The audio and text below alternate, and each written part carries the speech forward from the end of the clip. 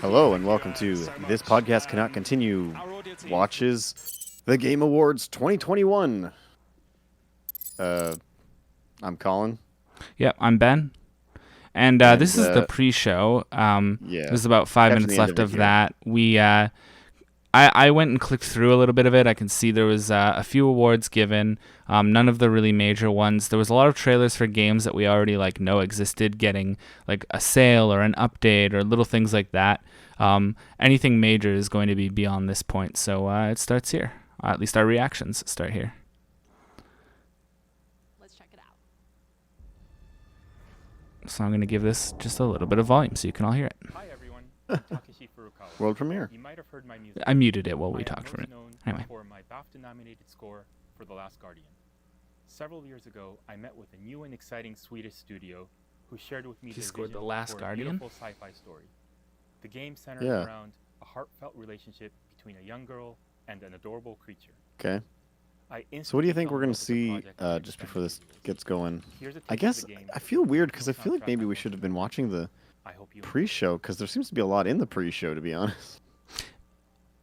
A lot of things were represented, but there was nothing that's going to be a particularly big conversation piece, in my opinion. It was just some of them were just reminder trailers, so to speak. Like, it wasn't like Sunbreak, Monster Hunter Rise Sunbreak, or whatever it's called, was already announced, right? Right. So it was essentially the trailer's purpose was to remind us that it exists, if you put it that way. Sure. This looks cool.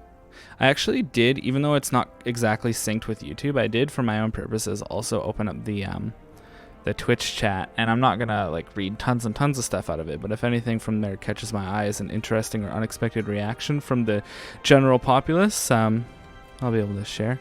This looks this is a very is it Journey? Is it kind of it has one of those types of no, not is it Journey literally, but you know what I mean? It had one of those vibes at first with all the sand and this weird moon thing. Is it a bad thing or a good thing, do you think?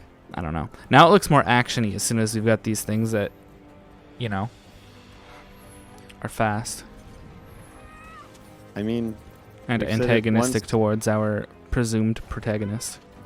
Yeah. You've said it once, said it a million times. You got a good art style. Whoa. It goes a lot further than a lot of things. Oh, And this is I a do distinct like. art style. Yeah, in particular, I like showing the really big thing from far away first, and then just dropping a couple of exact same legs that it has onto the screen up close. Yeah, very cool.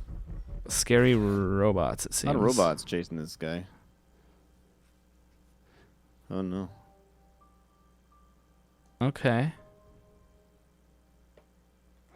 What is this? The Cool. composer is the guy who introduced this video. I want to see what he's worked on. He said he worked on The Last Guardian. Oh, wow. That's basically it. Yeah, but he won a BAFTA. Yeah. He scored television, Star Wars The Clone Wars, Mythic Quest, Star Trek Enterprise. Yo. As an orchestrator for Enterprise. The other two are composer. As As a score? As a score? As a everything. It's just a really good show. Here it is. Okay. I can't believe it. We are already here. We are down to our final A couple other things, I don't know what they premiere are. And then the only games show. he's done are The Last Guardian and Special a game announcement. GoldenEye Something 007 we from... did not see coming. I don't know what this is. It says Wii, DS, PlayStation 3, Xbox 360. So it's premiere. one that's a while back. That was... Game Awards. I come Oh, bearing oh, news. what is it? Ever wonder what happened I'm after so glad we Persona started 4 just before. Golden? Now you can check out Persona 4 Arena Ultimax and find out. I can't It's the fighting game. wait to show you how everybody's Give me more than this. Come on, Atlas. I know some people who would be really excited about this, though. I'm excited about this. The, I'm just saying, give me the other Persona games. The version that went to arcades had an update that the original console release on 360 and PS3 didn't have.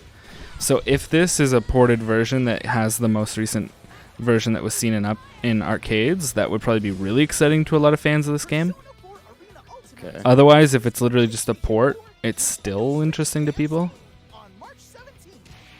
The Steam pre-order will be available. PlayStation 4 in 2022. That's interesting. How steamy. I don't think so. I think it's games that are still that were still in the pipeline that got COVID delayed and they didn't like delay it further to like move it to PS5.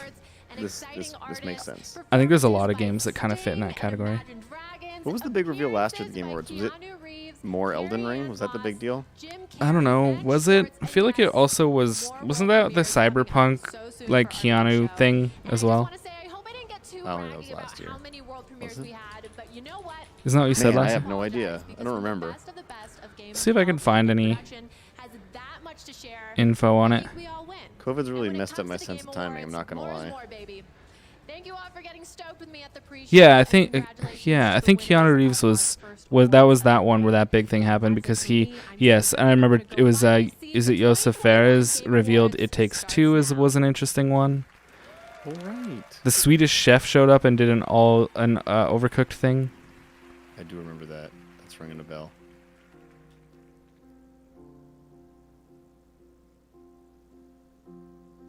We got Dineway and Sons piano. Nice.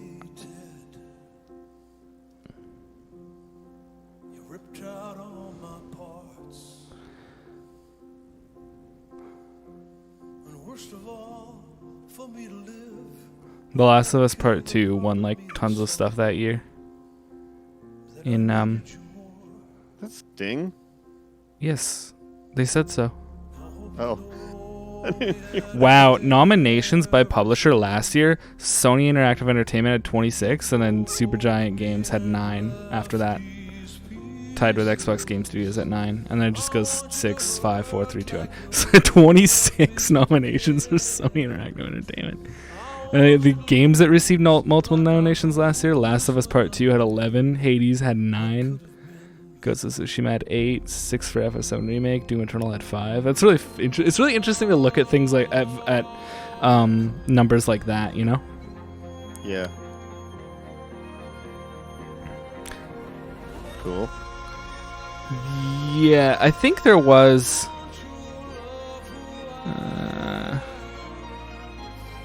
Unfortunately, the Wikipedia article for it talks a lot more about the awards that were given as well as the presenters and performers, and doesn't cover very much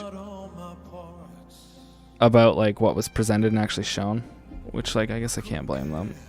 I have to dial this back a little bit. It's kind of overpowering.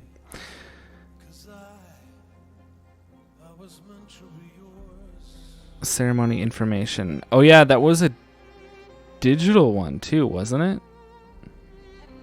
Yes, I believe so. This is in person. There's people here, right? Like there's a crowd. Looks like it, yeah. The one last year was filmed on a set still. It just had very few attendees that were like production crew and presenters. You know what I mean? So it was like local somewhere, but there wasn't like an audience. And there was actually multiple sound stages, apparently it says in the article here, or in the 3 sound stages at LA, London, and Tokyo each. Guys, going to town on that violin.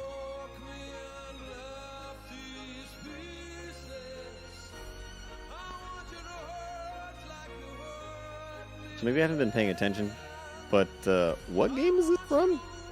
I don't know. I have no idea.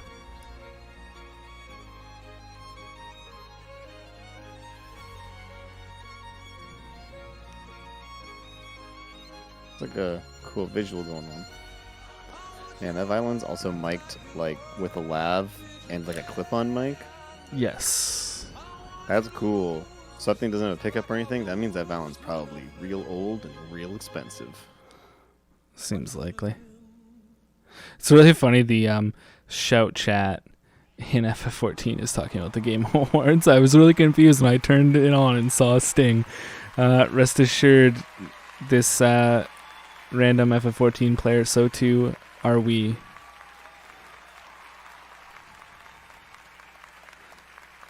Twitch chat isn't even sure, it seems, what that was for. Maybe we're going to find out. Maybe that's the first world premiere. Oh, okay, it's a little montage. My daughter is not a weapon. Take him away. Oh my god. The fate of the free-thinking world is in your hands. I know you've been meeting with her behind my back. It's not what you think, Mac.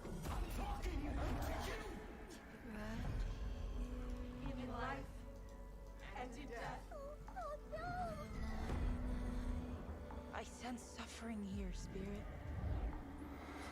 Mm-hmm. That's interesting. You can't just give up.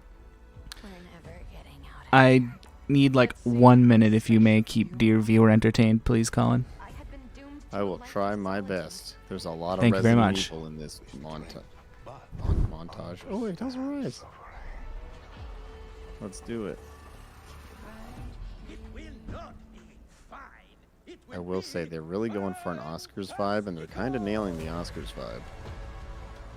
I guess it's my time to shine. Oh yeah, Metroid Dread, let's go. When I look into your eyes, I see lions. Sorry, could you repeat that? After him! No! Do you feel it? Yes. You want to stay a team? Really tugging on the heartstrings here. One revolution was The enough. power of video games. I'm breaking this loop. Hey, SMT. Welcome to the Yeah, Game Awards yeah. 2021. Now, here's your host, Geoff Okay, let's go. Here we go. I haven't sat back down. There he is, our boy, Geoff Keighley.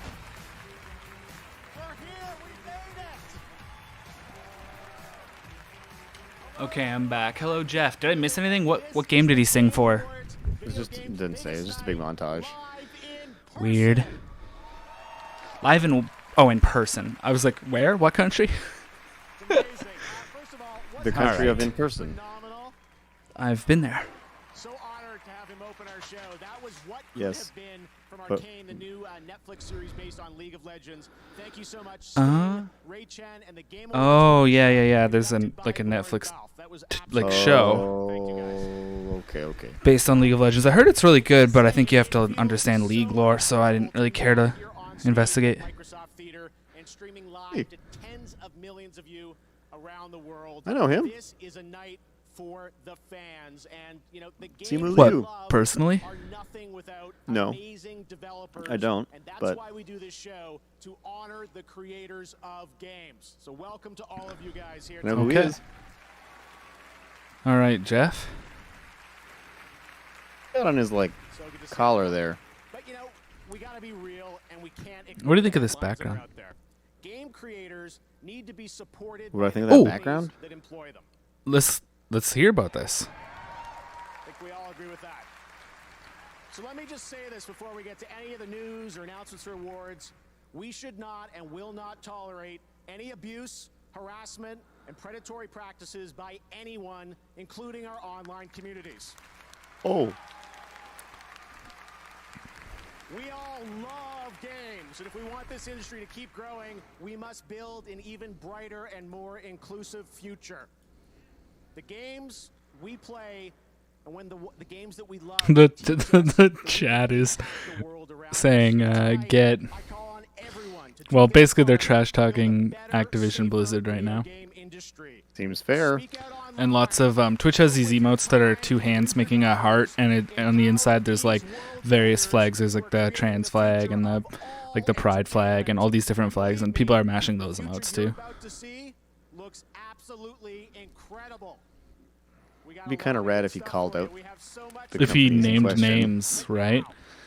That would be cool, but I didn't expect this at all. I didn't expect so- any mention, so it's something. The one and only Giancarlo Esposito. Right, because he's the He's kind of the bad guy. main villain, right? Far Cry's done a couple of villain bait and switches, so maybe you never know, but at least Moff Gideon. Allows a game to go Oh, a yes, little that's bit more true. wild, become a bit stranger, and the freedom to break boundaries. I like him as an actor. He does a good job. Sporadically creative nominees for Best Independent Game, I don't think I've ever seen him in a excellence movie or something and achieved like through not great risk. enjoyed Here are his nominees performance. for Best Independent Game. Good actor. but we're talking about best indie game. What were the nominations? I forget. I know this sounds weird, but Heard that this is actually good. Yeah, Don't know yet. Still extremely interested. I'm in for this one. Yeah, I want to finish that. I feel like all of these are games that, as far as I understand, are good. Well, yeah. Okay, I don't actually know really anything about Loop Hero, but No, but I'm saying my favorite of the ones I've seen so far, Death's Door, I and the think. game award for best independent game goes to Door. Kana, Bridge of Spirit. I don't really think any one of those would be a problem for winning this award. Like, not one of those. Like, you know how a lot of awards at these shows, you're like, why is this in there with everything else? Or what? You have those types of thoughts when you look at the nominees. Like, I just feel like that list of nominees, no matter which one it was, how could I be unsatisfied? Right? No, they're all, yeah, they all seem pretty rad. Oh, heavy. Well, yeah, you know, it was an amazing journey to get here. Took a lot of hard work from an awesome team. A few of them are here today, but just can't say enough about the amazing people we worked with to make this game and to make the vision come true. Have to take our partners at Sony, who kind of believed in us. Because they were a gave us good VFX opportunity. crew before this. This is like their After that, first they game, just right? have been there for Something like that, yeah. Thank you, Good for everyone, them. and, this is a great Making a little bit of an industry jump. Always a risky move, and I mean, the game, as much of it as I've played, is good. So we were talking about it yesterday in podcast briefly. We were. Awesome. Congratulations, guys. All right, now it's time to look That'll be into the episode future. 29, by the way. 2 years ago, this team announced their Just game for on this reference. very stage. Anyone paying it? Now Anyone they're keeping back score with at the home? First gameplay reveal. When I saw this, I could not believe it was actual gameplay, but it is captured by the team in game. Apparently, this game was announced at Game Awards 2 years ago, and now we're seeing gameplay reveal for the first time. It's Starfield. Of cinematic immersion. I don't know. Okay. So- A new level of cinematic immersion. Let's go. Oh, Ninja Theory. That would be Hellblade 2, right? To strike the gods that haunt us.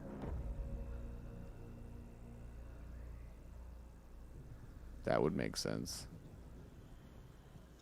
You might see me as weak. Also, The I think ch- you are the like chat. a second or two ahead of me, but The chat's like, Yeah. Among Us 2.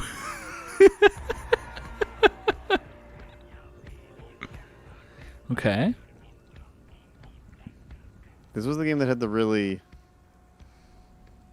entertaining punishment system. I actually don't know anything about the original's mechanics. I would love to tell you, but it's right in the line of things that you would rather want to figure out on your own. So I'm not going to tell you. Mm. You may see them as gods. But anyone at home who knows what I'm talking about. Eyes behind their eyes. Cool, eh?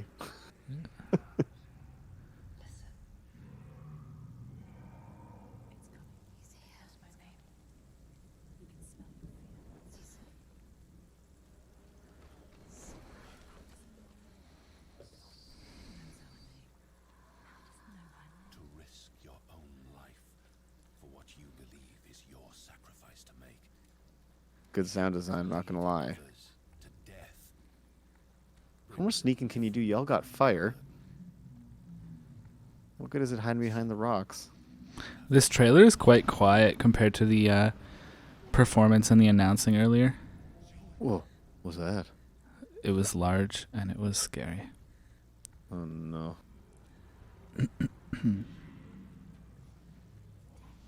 Because this is gameplay footage, right? Like, that's what we're supposed to be watching right now. Evidently, that's what Geoff said. So, first off, this looks phenomenal. Well, the camera feels like it's moving a little too freely. Like, it put itself behind her back, but I'm not super sure about that one. No, I'm pretty sure this is... Oh, I don't like that. When people make stylized giants, I'm like, that tracks. That looks like a giant. When people just make regular people but much bigger, I don't know. Something, it's creepy. You know what I mean? Yeah. I think the intent here is to be creepy, though, so I think it's okay. But, see his butt? Unshakable truth. Break it, Oh, he spotted him. Oh no. It doesn't look like that giant is in particularly good shape.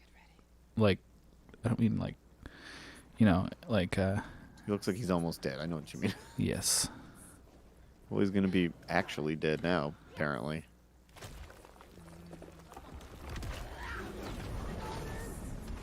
Huh.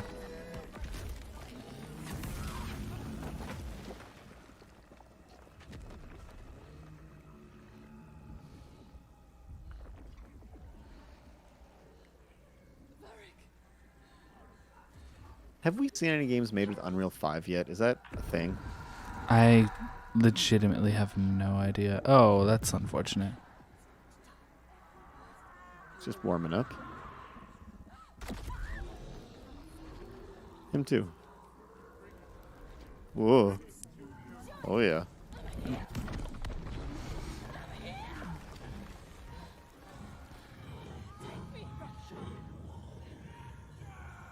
It knows her name.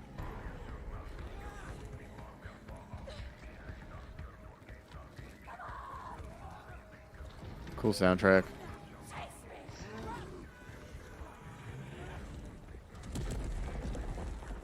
Chase me.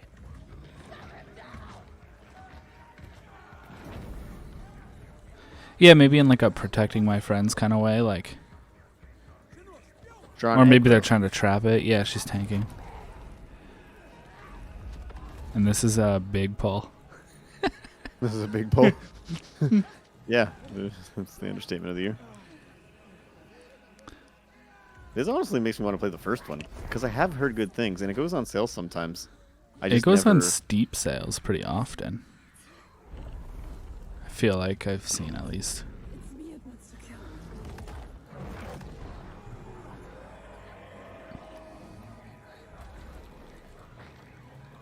Okay.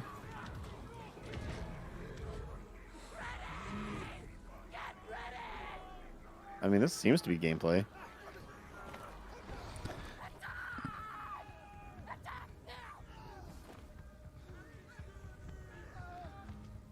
Facial animations are really good. Like, if this is legit gameplay, this is... I don't understand how it's gameplay. This looks entirely like a cinematic, like a cutscene.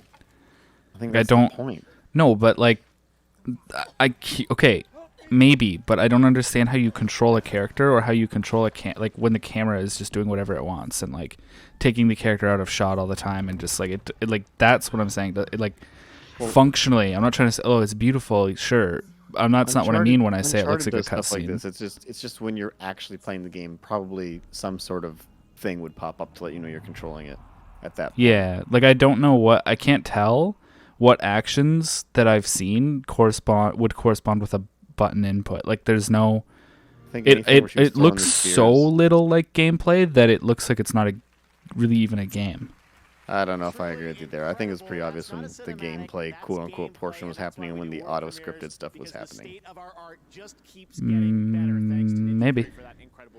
Yeah, maybe. It's time for our first of many brand new game announcements at the game. Okay. Yes. What is it? And is it good? Give me Chrono Cross. Give it to me now. Come on. This is not Chrono Cross. A flaming sun? A dilating pupil? A gong? Oh no, never mind. That's like more of a... Oh? Huh? Huh? Huh? Big huh? You obviously got to the Lucasfilm before I did. Yeah. We can tell who's synced a little ahead.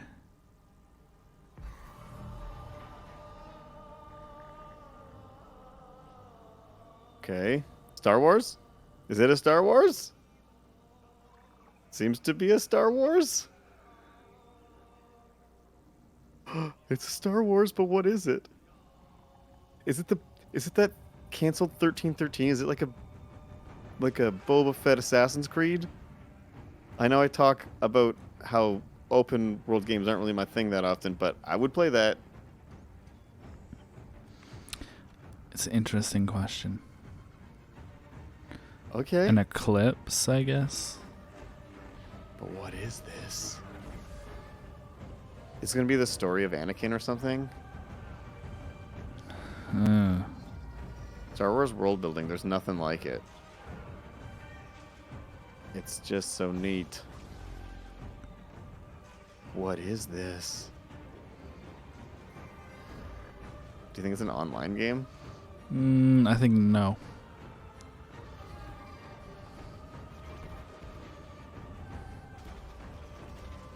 Raid Federation? Like, when does this take place? Prequels or?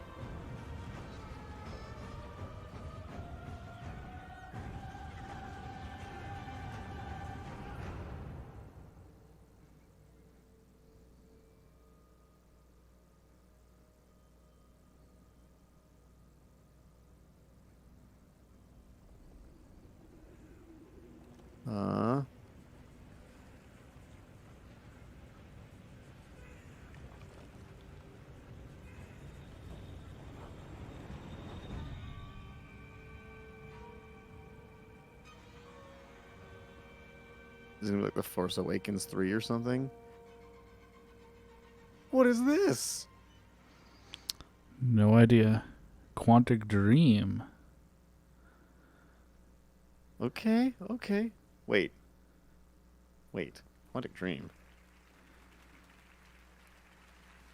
What a way to kick off our game announcement. Star Wars Eclipse will be the first game set in the High Republic era of the Star Wars galaxy, and it is being created by Quantic Dream in collaboration with Lucasfilm Games and is currently in early development.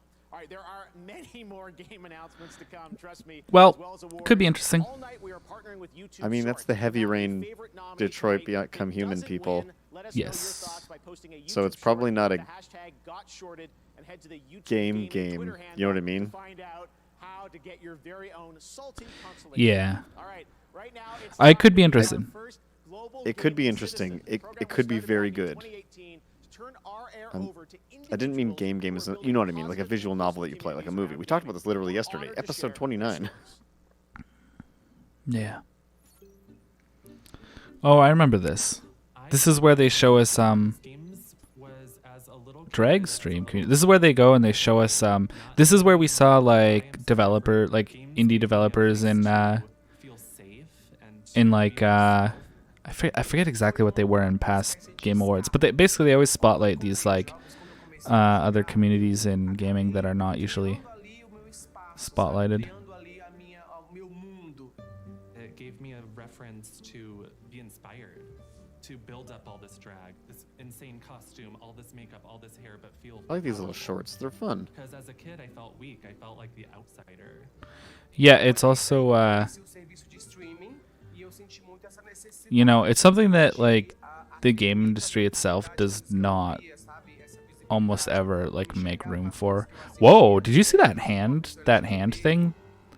I like that. That's real cool. That was something different. That have similar interests, you can be yourself. So close. You don't have to be worried about all these things.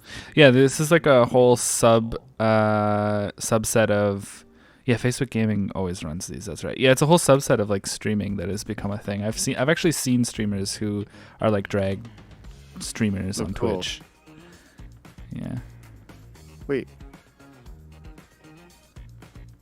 Man, that game is really good. Just throwing it out there. Seems to be a little Switch indie montage.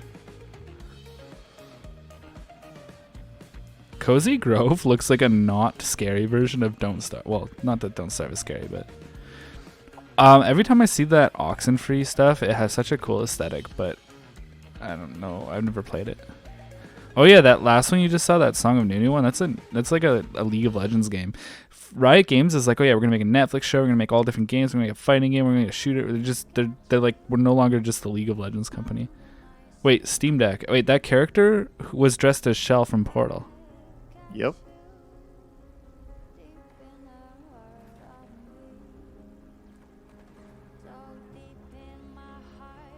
It's a fun cover of this.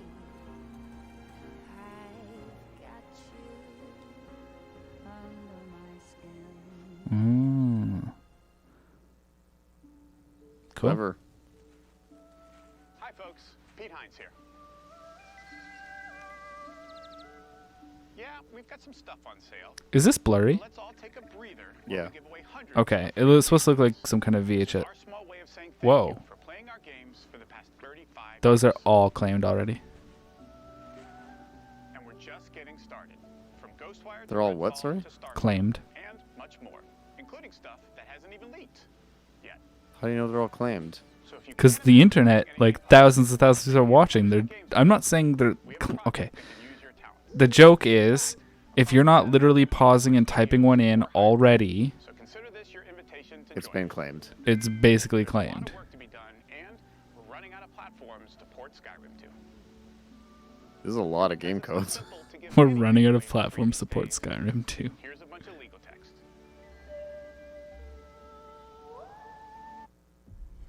Okay, thanks Bethesda. This looks. Oh. This looks MMO-ish. Is this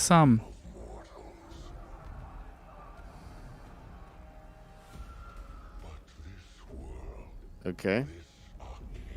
This is a world premiere. Oh, What is it's this? no, it's Lost Ark. Oh. I looked at the characters and I was like, those look so familiar, but the zones and stuff they're showing are like not any part of the game that I've reached in my play of beta. As soon as I saw the characters, I was like, this is an MMO, and they look familiar, but I hadn't seen a zone or anything. And then when the narrator mentioned Arcasia, I was like, that's like what the world is called.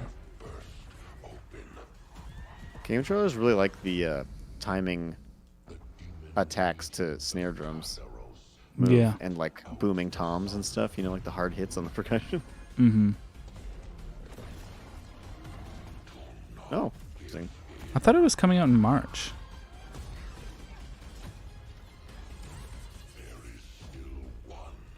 I mean, this looks neat. Probably just gonna stick to Final Fantasy 14, but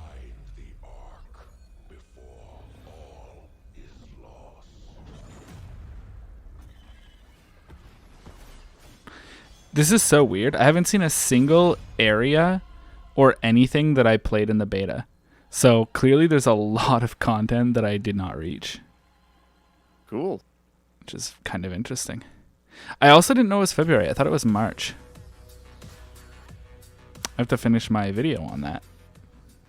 Is that Snake in the background? From Amazon Games coming in February. Oh, And yeah. speaking of Amazon, we're proud to partner with Prime Gaming on the Game Awards. This month, you can level up your gaming experience with free games, including Need for Speed, Hot Pursuit, Tales of Monkey Island, and Frostpunk. people There's look at when always he's something over new to here play and not every on the month. stage. And for the games you already own, you can unlock skins, weapons, and more. Because they're not looking at him. I think there might be like side screens because a lot of the heads are looking right but off screen. Like they're looking. Some of them are. So some of them are looking sharply to the right. See, like the blonde guy just under his hand. That person's Yeah. looking way to the right. I think there are screens just out of frame on the right or left of the stream. An announcement that no one had on their bingo card. New game Okay. announcement. No one had their bingo card. Chrono Cross. Well, Give me evidently Chrono not. Cross. Did Warner Brothers buy Chrono Cross? Wonder Woman the game? Seems that way. Okay. Sure. Who's making it? That really...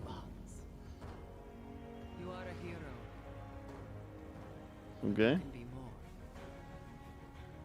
Is it just going to be cinema, or can we see some gameplay of it so I know what I'm getting into here? Like a good third-person action game, cinematic action game, this could be good. Like Guardians of the Galaxy ruled, apparently. Haven't had a chance to give it a try. I've like never played a superhero game besides like the intro to like 2017 Spider-Man wait, that came out later, but whatever year it came out. What year did it come out? Whatever, PS4 Spider-Man. I played the intro to that, and I've like never played a superhero game other than that. Every year, the Best Performance category brings surprising new faces and portrayals of wildly different characters. Tonight's nominated actors continue this tradition, once again stunning us with their extraordinary depth and dedication. Here are the nominees for Best Performance. Best performance. I've seen the truth about you. Okay. I've seen the worst parts of you. To rebuild paradise, the cost will be blood. A geniuses who painted up a prison Sure. and named it freedom. No idea. Oh, I didn't know that character spoke.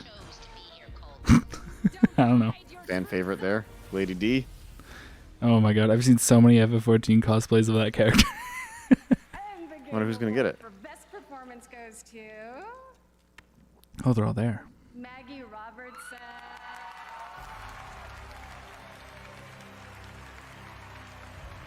Lady D takes it.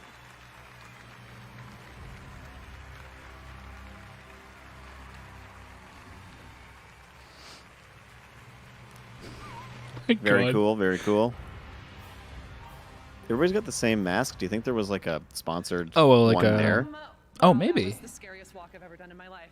You know, like when you go to an event and they have the same because they make everybody wear the same one just for cleanliness sake. It is an honor to be standing here in front of you all today.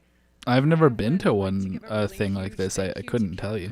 For creating an amazing game. Well, I just mean if like you go to a venue, sometimes they have like, or if you go to the doctor's office, you know, sometimes they just have like ones ready to go for everybody. And to Yeah. Rosanna and DJ with the Workhouse, to Steve Kniebly, our amazing cinematics director. I've said this before, but I'm going to say it again because I'm a broken record. You took a chance on me when you hired me for this role, and in doing so, you have changed my life.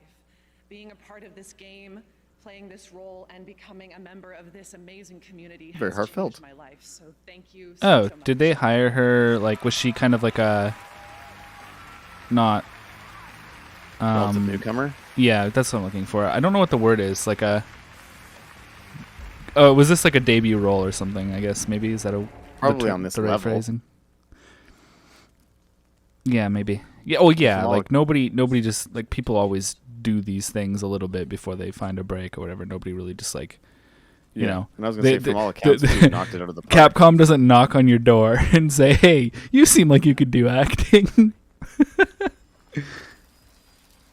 But yeah, I guess I meant yeah. What is this? We say at the same time. It sounds I like or that the something. environment is like changing back and forth as it zooms Lot in. of fog. It's a cool trailer effect. Alan Wake 2? Not Alan Wake 2. Oh. Oh, I don't like that. Ugh. Alan Wake 2. Called it. I said it. I know I started with Silent Hill, but I finished with Alan Wake 2. Yeah. All right, I'm now joined by my man, Sam Lake. Sam, thank you for coming all the way over from Finland for this. This is so exciting. Alan Wake 2, it's been a decade. Fans have been asking you for it. Why is now the right time to bring him back? Well, Jeff, first of all, I want to say apologies. It's been raining here in Los Angeles today. It's on us. Like fiction leaking out into reality. So sorry. Anyway, yeah, 10 years, over 10 years. Wanting to make this, dreaming of making it, we've been iterating on the concept, and we know fans have been asking for it. We've been a bit protective. We knew this is going to be a pretty scary experience. But now we are convinced everybody is ready. You are ready. What kind of game are we going to get for the sequel? I mean, they knocked it out of the park with we are Control, I'm not going to breaking new lie. ground here. This is going to be Remedy's first So- ever survival horror game. Our take on the genre. The first game had horror elements to it, but it was Interesting. an action game. Yeah. And we feel that this is the perfect genre to bring together the story and gameplay closer than ever before. Because the story, horror story, is at the very heart of this, and it's Okay. psychological, layered, deep mystery. Control's got some horror elements, You to know, be completely you honest. are So such an incredible visionary. I can't wait to see what you're doing with this game. I know you said to me a while ago this was your dream project, and I'm so honored that we got to announce this here at the Game Awards. So we're going to hear more Cool. next year, I think, right? Yes, we, you know. well, the remastered version just came out, so I think it's on like every console for now. a while to work on this. We'll be back next year, summertime. Maybe it's time to play the original. All right, summer 2022, more on Alan Wake 2. Sam, thank you so much for that announcement. Ooh, Very he's talking about exciting. E3. All right. Well, now I'd like to welcome a comedian, writer, and a well-known chili dog Mark your calendars, enthusiast. everybody. It's Ben Schwartz. Who's Ben Schwartz? Again? Yes. I'm really not. No, I said who's. I'm really not good at celebrities. Oh, I think I recognize him. Parks and Rec. Okay. You also got like specials and stuff. In the Sonic the Hedgehog movies. Thank you. That's very kind. Thank you very much. And I just wanted to say thank you so much. So we're gonna get to see the our movie. trailer now. Also, thank you very much for He's the wearing note blue. about Sonic's legs and teeth in our original trailer. No, for real, that's a good note. That's a good note. I'm really happy that worked out. We needed that. We really needed that. The good news is, so many of you love I'm glad he referenced that. we got to make a sequel. And today, yes, video game movies, come on. Yes. Sure, 2 other people at the end. Today, I brought with me the trailer to that sequel. Yeah. I mean, this isn't like the real trailer. This is a blank. Got it on DVD for a effect. CD-ROM. If this was the real trailer, I feel like we screwed because there's no computer with a DVD drive anymore, so this would be like troublesome. Anyway, I can't tell you how excited we all are about Sonic 2. So many incredible people are in this movie. We got James. At least he's being entertaining about it. So many presenters come on and are like kind of not really, you know. He's pretty good. I've seen some interviews with him. I saw one video where it was like him around the time of this first Sonic game coming out, watching somebody speedrun Sonic 2 and just like reacting to it. It was entertaining. Video with me right here. Oh, a callback. I'm happy. Just kidding. This is blank still. Let's roll the video. Still, it's not like his like ass is burning a DVD in his back pocket. If I can say that. But I look forward to meeting all of your avatars in the metaverse. Where we What? Can really get to know each other. Hey, before you see this exciting new Sonic trailer, I'd like to pass on a word of advice that my Scottish grandfather gave to me when I was just a boy. He said, son, don't grade it in the grinder. Don't do it, son.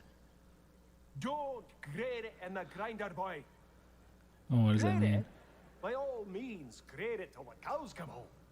But don't grade it in the grinder. And then to drive the point home, he put his hands around my neck and he squeezed real hard and he said, don't do it, son!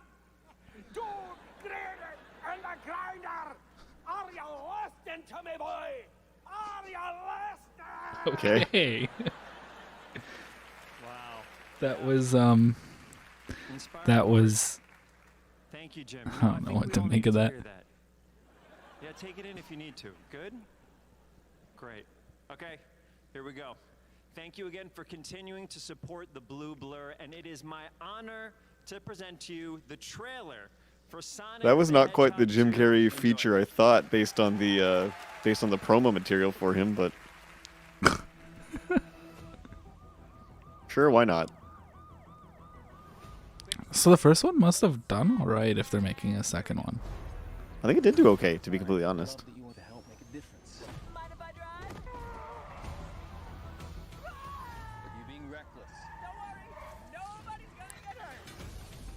Pretending to be Batman, Blue Justice, trademark pending. You're still just a kid. Trust me, there will come a Okay. moment when your powers will be needed. But you don't choose that moment. That moment chooses you. I just got goosebumps. Wait a second, did you steal that from Oprah? Okay. Papa's got a brand new stash. Since I've been gone, I've discovered the source of ultimate power. He looks like Robotnik now. That's kind of fun. Sounds big. It's been on my vision board. Oh, the Chaos Emerald. Hope I'm not too late. I'm sorry, who are you? Name's Tails. Hey. Okay, this is what we're The gonna do. airplane. Step 1, light taunting. Step 2, I have no idea.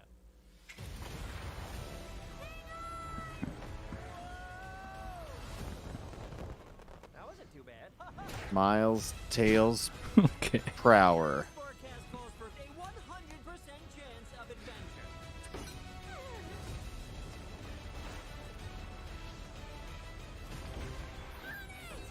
Return to sender. You know what? Yeah, I would see this. Never going to get my power. I probably won't.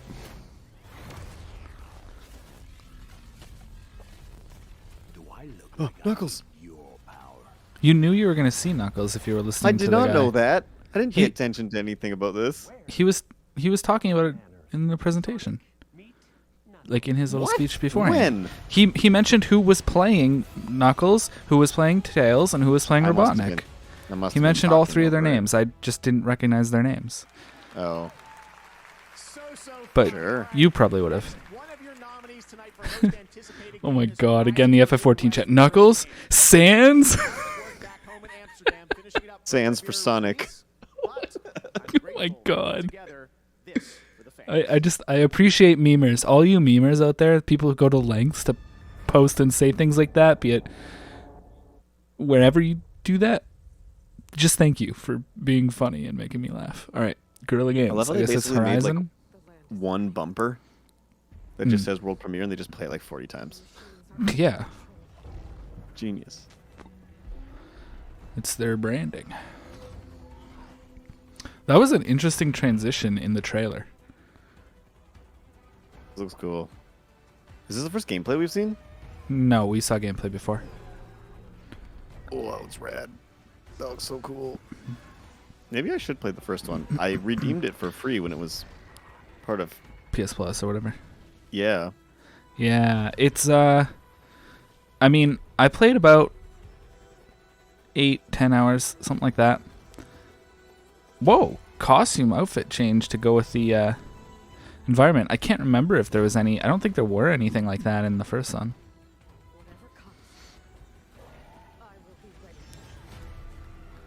Looks real cool. I like playing things that are real cool. Yeah, the first one seemed like a good game that I didn't. Oh, it has 4K 60 hertz support on PS5 now. By the way, the first one, it got a performance patch. Yep. So it is. Well, I can't take advantage of the 4K, but I can take advantage of that 60 FPS. Yeah. Yeah. Definitely.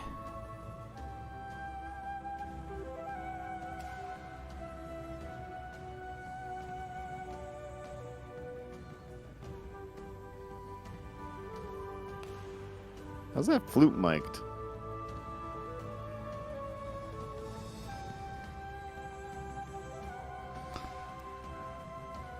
Oh. Yeah. He's got a head mic. That's Interesting, right? right? Next to his mouth. That's Yeah. actually cool. I don't mean to tear these kinds of things apart. I'm just No, you're always just so curious. Oh, his flute's like. Yeah, I noticed that too. That's real interesting. And everybody here is wearing in-ears, or maybe not in-ears specifically. Some of them got headphones on, but.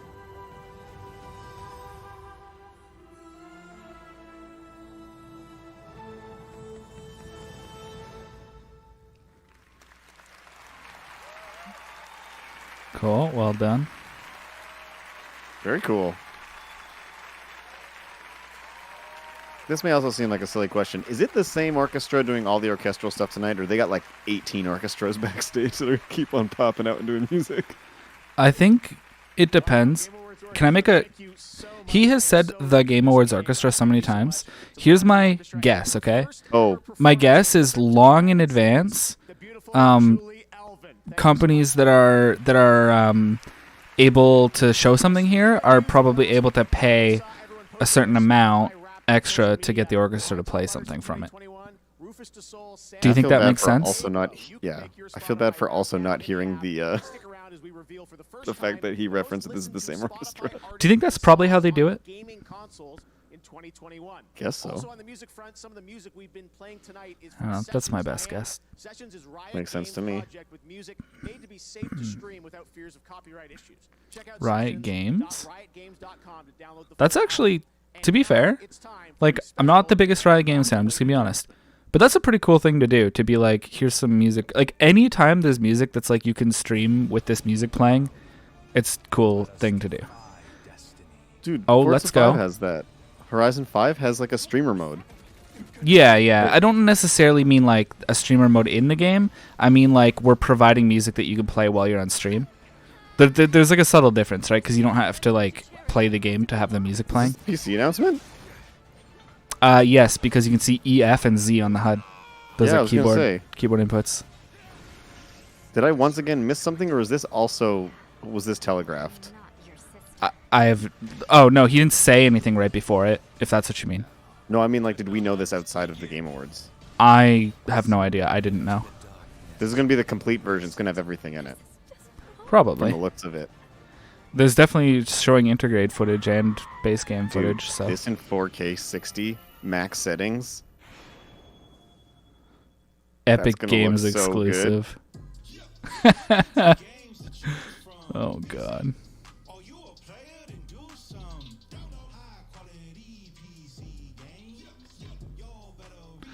This is an Xbox Game Pass ad. Yep. I'm a good predictor. 21 Game Awards, Xbox Game Pass for PC, and you too. What do we think? You know, it's so effortful. I like that we animated. You're welcome. There's been a marketing push by Xbox and Game Pass, like, to specifically say that it's not just an Xbox console service. So, for example, I saw some streamers were doing sponsored spots where there would be, like, anytime the streamer says Xbox Game Pass has PC games, Microsoft had accounts that would just jump into their Twitch chat and just start dropping, like, game keys. Or no, not game keys, but they were Game Pass, like 30 days of Game Pass or like 60 days of Game Pass or whatever as like a code. You know what I mean? Like dropping like redeemable codes for Game Pass time. So anyway, the point is Microsoft is really pushing this because I think their marketing team has the sense that people don't think that it's a PC and Xbox console thing. See what I mean? Yes. What about 100 Thieves? Big fans. That's 100 Thieves. Where are the other 97? I get it. That's funny. Thank you, man. We'll take it from here, brother. We got cameos. We got ideas percolating. Right? 100 Thieves is like an esports and streaming organization, if you're not aware. But I think you probably know that. I do not know that. I don't really pay attention to esports. Okay, so yeah, like esports team organization, and then of course all of those organizations have got into sponsoring streamers individually as well, like signing streamers. Makes sense.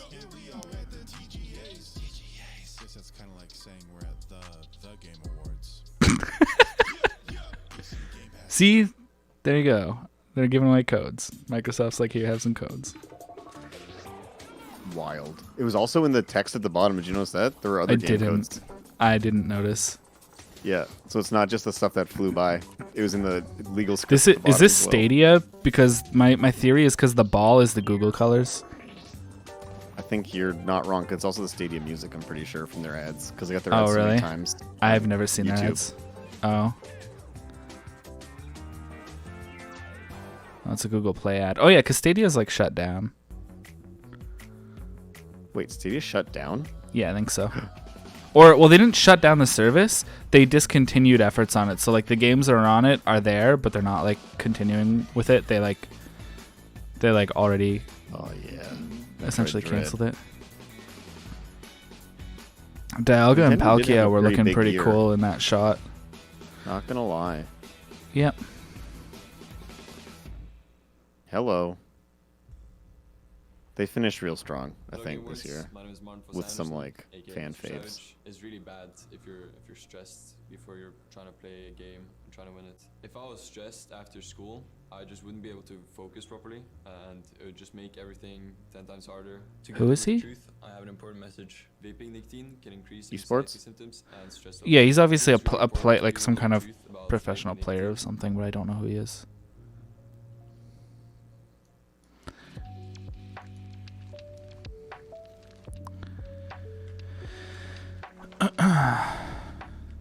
Okay.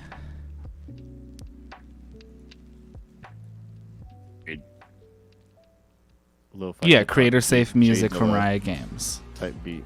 That's cool. I like cheers to Riot Games for doing that, at least, you know?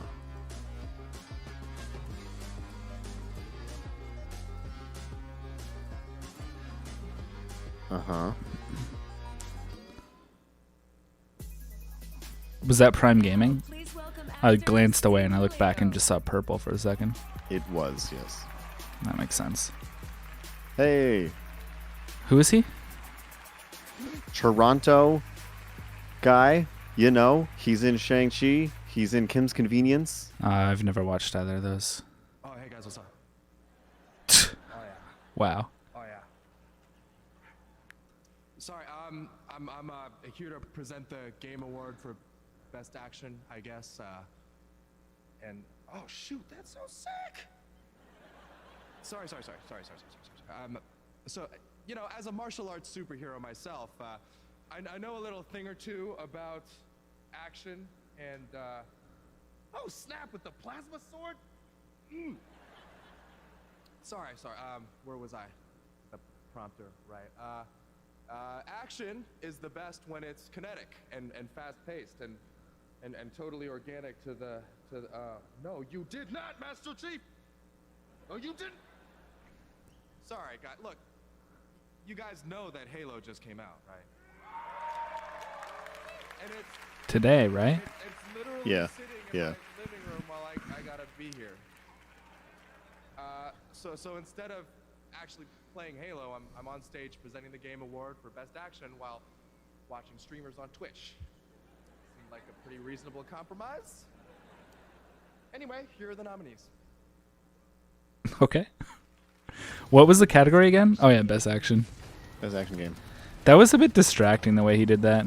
I heard Back 4 Blood has the core of what could have been a good Left 4 Dead type of game, but that it has a lot of like fundamental problems with its like business model and stuff. It's the same people. It's like the same people who left and formed their own studio, and then they have problems since then. Their other game, Evolve, had like a lot of big problems. Give it to Returnal. Ooh. Let's go. I think it would be cool if Returnal took it. Sorry. The Game Award for Best Action Game goes to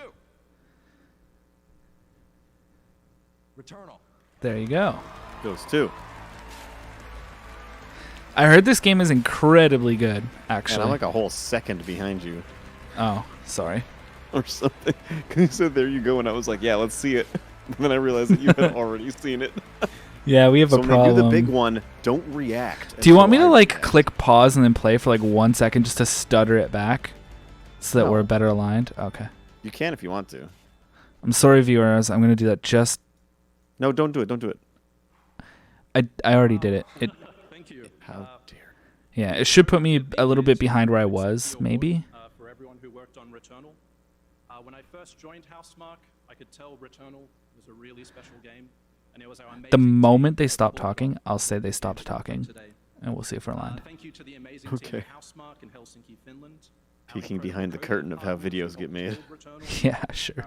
I mean, it's a live reaction, right? So, yeah, we're going to talk to each other about what we're doing. I really want to try this game. Obviously, it has to go to the players. Thank you for playing, and thank you for supporting Returnal.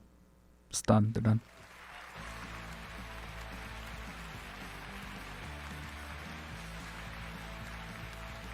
I don't know. We're probably a little better aligned. I think so. World premiere. Tell me when Geoff Keighley starts talking again. Never mind.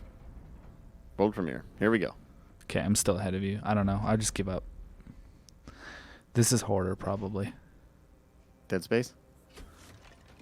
I don't know. Is there a Dead Space game in the works? It is. Just start at the beginning. We landed on Mars. It looked wrong. Landed on Mars? Not Dead Space, I don't think.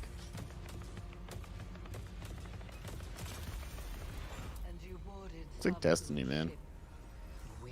I was going to say that pistol looked like a Halo pistol. This actually could be Destiny. Yeah, this is Destiny. But she was baiting us. Yep. Now that I've seen the enemies, this is the problem with Destiny, is they very rarely add new enemy types. The game is this old and you're still fighting Hive. What happened next? The ghost brought me back. We kept going. She knew we would. And that's when you saw the knight. Started a Destiny 2 file when it was free. Is it free? It's still free. Still free. It's like free for the base game, and you gotta buy expansions over. I played a bit of it, and I was in endgame, and I was raiding and stuff. The game is fun. The raid design is actually really cool because the thing that they do that's really unique is because it's a first-person game, they like to give different players different information from each other and force them to communicate to resolve mechanics. Oh yeah, you've told me this. Yeah. A lot of the time there will be players that are in a different room for each other, or because you'll have to maybe you'll have to step on plates or something, and because you're stepping on plates, you're looking at something in the center of the room from a different angle for each player or something, and therefore you all see a different part of it, and you have to put together the puzzle and then go, I don't know. It's just a random example I'm kind of making up, but there's a lot of things of that nature, essentially. Actually, one of the really great ones, for example, is in Leviathan, there's a really cool part where there's a ring around an arena, and the players are all in the center except for some runners who are in the ring. And the runners in the ring see these symbols, and they have to tell you what they are so that you in the center of the room can shoot the same symbols on the wall to open up the chunk of wall so that they can keep going around the room. Witch Queen. 22222. Yeah. Go kill Savathun, I think is her name.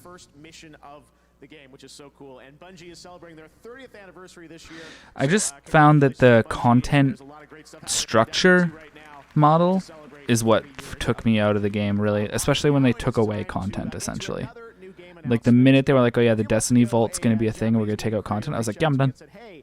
I haven't played it since. And I'm so honored to have this opportunity to present this global announcement to all of you. Probably not Chrono Cross. If they're going to do it, He said the next game, not Classic Returns. I see. Okay. Is it going to be... Oh, it's not Silent Hill then.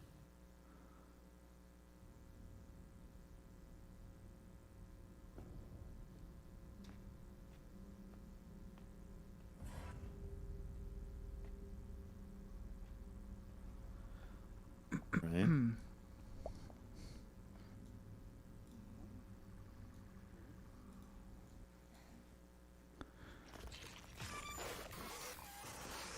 Wow, okay.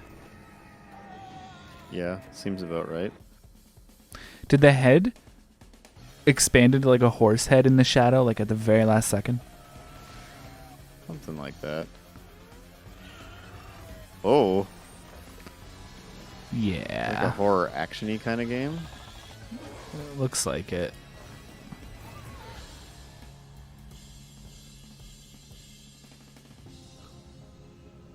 This is interesting. Slitterhead. Airplane. Slitterhead.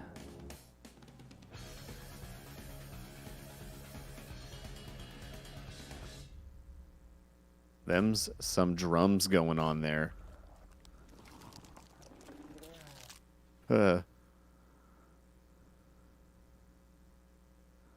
Okay.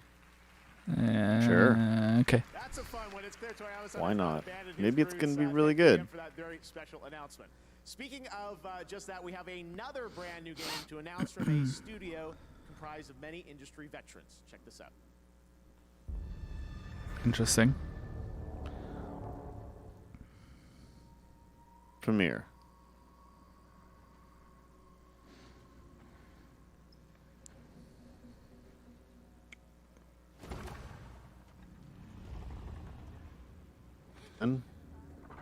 Got a lantern and a tiny little pistol.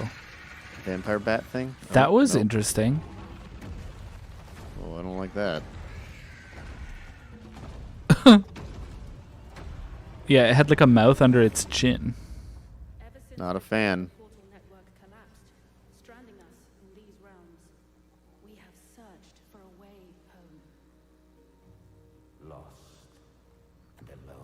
Stargate. Seems like it's a first-person game, yeah. Welcome to the lands of Fae. Oh.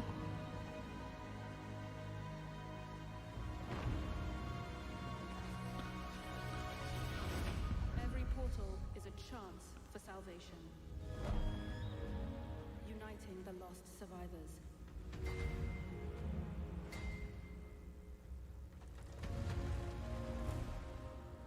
What kind of game is this? You get to build a town.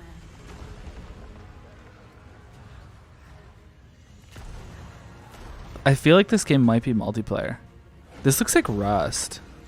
Yeah, I was gonna say. But like in a weird sort of way. Like it looks like a higher budget. Like because Rust is not industry veterans. But for a minute there, like building things like that and having like an open space and stuff like that made me think it looked like Rust. But just that one section. Anyway, that's not what I think it is. Not by any means. I think it's definitely multiplayer. I just don't know. Oh yeah. In kind of like a turn of the century steampunk kind of thing. Yeah, perhaps so. Huh. I don't recognize that studio, but I'm going to quickly look it up. Inflection Games. Yeah, let's see who they are. Love brand new IP, and joining me now is Aaron Flynn from Inflection Games. Aaron, you were on stage at the first Game Awards in 2014, accepting Game of the Year for Dragon Age, and now you've got a new studio, Inflection, up in Canada. What kind of game? Well, now we know what they've done in the past. Oh, well, thanks, Geoff. Yeah, so it's a survival crafting game, shared world idea, so we want to bring players together. Solo We're up in Canada. Survival crafting game, though, yeah. So it fits in the genre kind of thing with something like Rust. So I think that was an apt Well, it looks incredible. I love show me this game. Yeah. I was like, this looks so cool. We have to show this to people, and you're pretty far along. That's real gameplay footage, so people will play it next year. Yeah, absolutely, yeah. So we're going to be in early access next year on PC only, and looking forward to inviting players in. If you want to see more, playnightingale.com. Amazing. All right, well, thank you for that announcement. I can't Nice find a surprise website Game for them. Awards. And tonight, we've got much more coming up, but we're also going to introduce you to our Game Awards second annual future. Guess it's because they're a new studio, I guess. I don't know. who represent the bright, bold, and inclusive future of our industry. You can see the full list at thegameawards.com tonight. We're also partnering with Google Play to have our future class mentor the next generation of women in gaming. Google Play's Change the Game aims to improve female representation in gaming. For the next 12 months, a selected group of teenagers will receive hands-on guidance from last year's future class as mentors. Right now, meet one of the new members of our future class. That seems like a good program. Yeah. Oh, I know who DJ Knight is because he collabed with Trihex once. Right now, and I love it. My focus is primarily joy. Everybody has the potential to be cynical about everything. There was Oh, I don't remember what it was, but there was like a Twitch thing for like Black History Month or something like that a couple years back, and Trihex did some streams that were involved with that, and I know in one of them he talked with DJ Knight, so that's why I recognize him. That's why I remember seeing him, knowing him from. I think that's the right context for it, or it could have been after one of those unfortunate, like political kind of, or politicized, I should say, situations with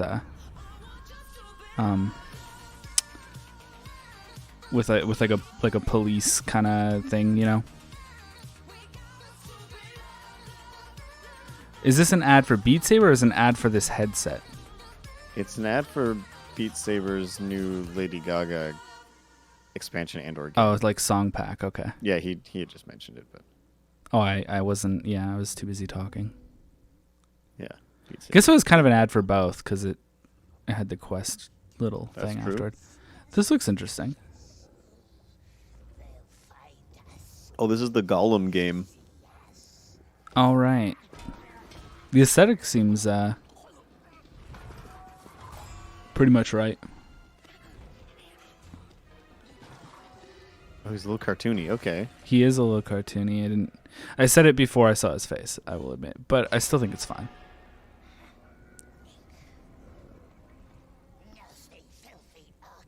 They kind of captured the facial expressions from the movie pretty well in the cartoony style. That's kind of fun. We can't let them find us. No, we must let them find us. You do a good impression. Yeah, hire me. Hire me to do Gollum. I'll be Gollum in every game I'm ever in. Do you play as Gollum in that game? Am I understanding that right? I believe so. She's a guide maker. Like, she has taught me so many fights. And a paladin player, by the way. Hey, I bet you she's real happy with the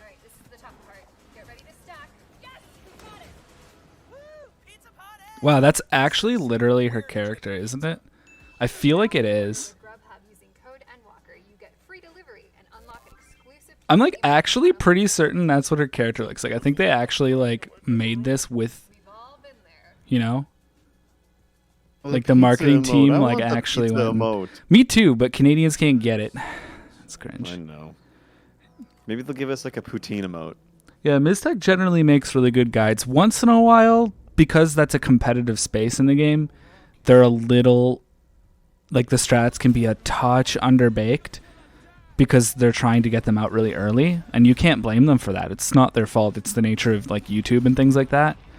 But every once in a while, a video by an early, like released early by a content creator gets them a lot of flack because like a strat is like not good enough and ends up causing like a lot of party finder grief because players, because like the strat might not be like the best way to make sure that players will be able to do it consistently. You know, like it might be like a mistake prone kind of thing. They have to get it out early, yeah. But they have to get it out early. They're at the mercy. Their career is literally at the mercy of the YouTube algorithm, so it happens. But like I said, they have gotten me through a lot of fights. I mean, these days I can kind of prog blind and learn the fights and stuff now because of where I'm at. But back in the day, like any fight I did during Heaven's Sword and Stormblood, and early Shadowbringers, pretty much a guide by her or like Mr. Happy or somebody like that taught me how to do it. Back in the summer of 2019, I visited this first-time developer at his studio in the United Kingdom. He told me his dream was to one day share his game with the world at the Game Awards. Well, that dream is about to come true. Enjoy.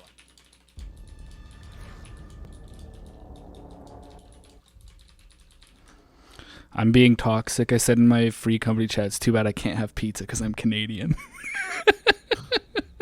Well, you're not allowed to have pizza. What about Canadian pizza? Hawaiian. Give us Hawaiian. Yeah. Okay.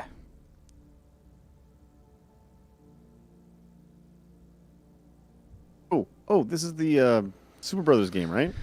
I think so. Yeah, I think you're right. Jet? Something? This looked cool. I think Jet is correct. This did look cool. Well, it gave me the shivers a second ago. I don't hate that.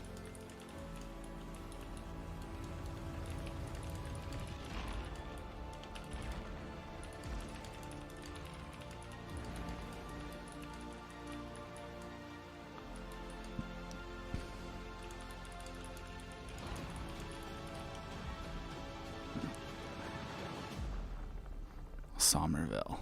It wasn't Jet. It's not that game. Did we see an ad for this game, though? The developers had Jump Ship. Was this the one where it had like the family sitting somewhere and was kind of like, oh no, that was a world premiere? We've seen an ad for a game that looked like that already. Maybe not. The asbestos safety curtain.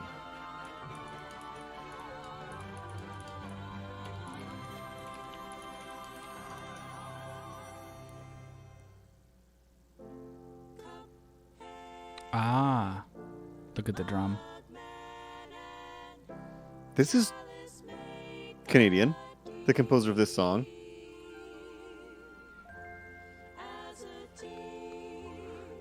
That's unfortunate because that means I can't order him dinner and get a pizza emote. Oh my gosh. I'm gonna look that up, but I'm pretty sure they're Toronto based, and Cuphead was kind of like their breakthrough because the soundtrack was so phenomenal that everybody went, this is a lot of like extremely period correct jazz music. Where did you write this? And the dude was just like, I just wrote it. I mean, I think they were accomplished beforehand, but they really blew up with this. Very cool. Also, this is a really old school Hollywood kind of thing. Mm-hmm. I'm really curious if those mics are legit. They got wires coming out of them.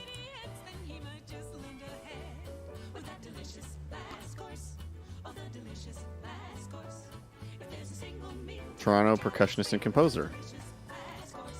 He was approached by his friends in 2013 to write the music for the video game they were developing. This might be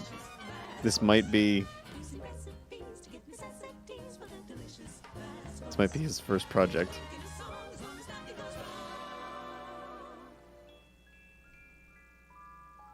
He apparently turned them down a couple of times. He said, "I think I was the only musician that they knew." That is funny. Yeah. He was nominated for a Juno for it. There has to be an announcement to go along with this now. And the album reached number 3 on Billboard's jazz charts.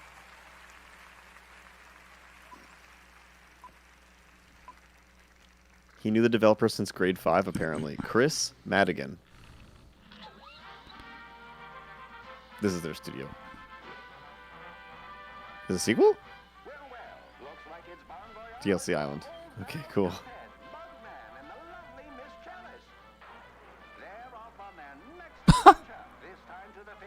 This is cute.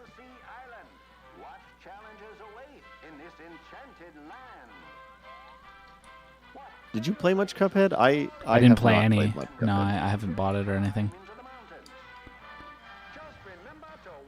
I've watched videos on the animation, though. It's brilliant. Yes.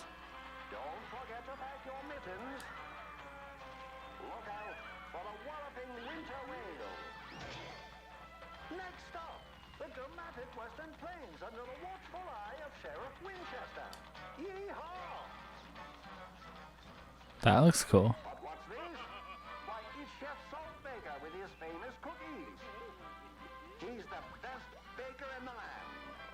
I wonder how soon after finishing Cuphead they started on this DLC, because I know it takes them a very long time to do the animation, because I'm pretty positive it's hand-drawn.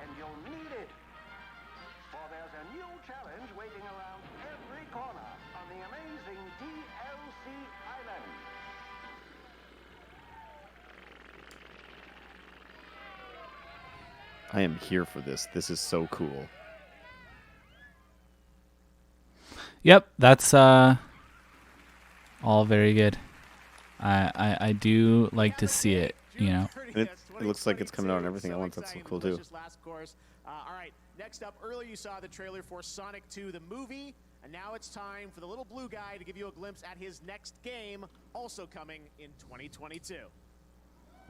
Okay. Time to judge.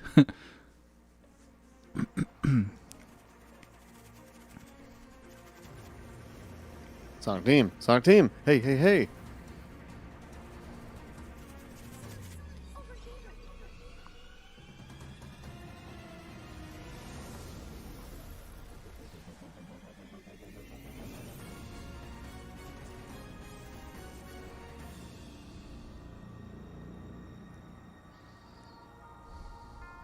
Sonic of the Wild.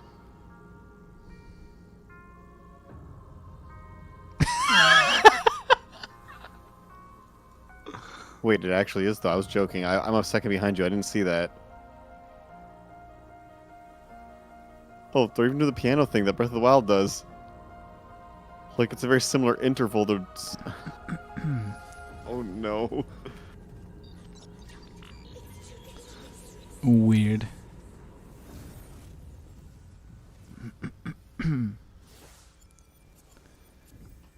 What? I'm not kidding. I was super joking when I said Sonic of the Wild. I don't know what to make of that. You know what? I'm going to throw it out there. Really big, wide open spaces that Sonic can just run super fast through would probably feel really good. You know? Right.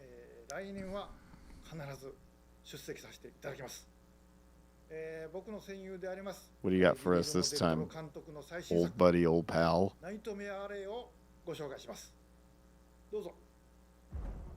got a little job for you. It's just temporary. A movie trailer. Folks here, hey, they don't make no never mind who you look at this all-star cast. Work it done. Everything's got to be new these days. Sensational. Let the mirrors show you That. who you are. What's your pitch, pal? You on the level? I'd love to learn Person eating a anything you chicken. want to teach me. I can read them more quick. Find out what they want. Folks will pay good money just to make him. Wow, this is an all-star cast. Yeah. When a man believes his own lies and people get hurt, then you lie. You try to find your way out. I warned you, didn't I? Don't. There is no way out. Cool. Yeah, I'm down. Wow. That's cool. That was the best trailer I've seen since Death Stranding. Now, on to awards business. I am honored to be announcing the Best Art Direction category. These nominees are across a broad variety of genres. Each found their own path to combining visual design, music, and animation I like that into their own these people have some distinct humor, you know? expression of intent and purpose. Yeah. You know, They're not telling one jokes, factor but I it's love sort of about like direction in self-aware laughing at Yeah. themselves. I'll take it. Anyhow, here are the nominees for Best Art Direction. Yeah. So do I, man. Best art direction. Let's see. I mean, its art direction is fine, but I would like Deathloop. Obviously, it has a look that is consistent and it's doing its look well, but it's not. And it has a look. It's not super exciting to me. This should probably be Kena. Or honestly, maybe Ratchet. Maybe. I've never even heard of that one. And the Game Award Yeah, for same. Best Art Direction goes to Ratchet, Deathloop. I'm guessing. I haven't seen it yet. Oh. I mean, Sure. I haven't played it yet. Maybe there's something I'm not aware of. It does have a pretty like distinct style. This is super weird because last night I made the bet that Guillermo del Toro will be giving this award, so this is awkward. I will stick to my speech. So thank you, Guillermo, wherever you are. Thanks to the Game Awards. I now have a flashback of when I was studying the 60s era by watching his movie, The Shape of Water, scrutinizing the sets, the colors, the lighting. So thanks for your indirect participation, Guillermo. Also, thank you for rewarding our risk-taking, our passion for visual expression, our level of craftsmanship, and our attention to details that our players seem to really appreciate, isn't it? Tonight, I'm proud, ladies and gentlemen, and I think the guys across the ocean at Arkane So what- are really proud too. How far into Thanks this are to we? Let's them just for see this here. fucking cool adventure. Thanks to my I think it's a own 2-hour time, show, and it started at 8 Eastern, and it is at 9:18. So I think we have 42 minutes left. I think we're going to get into the big juicy reveals pretty soon. Big hug for our family Yeah. and friends. And lastly, I'd like to dedicate this award to the boss, Robert Altman.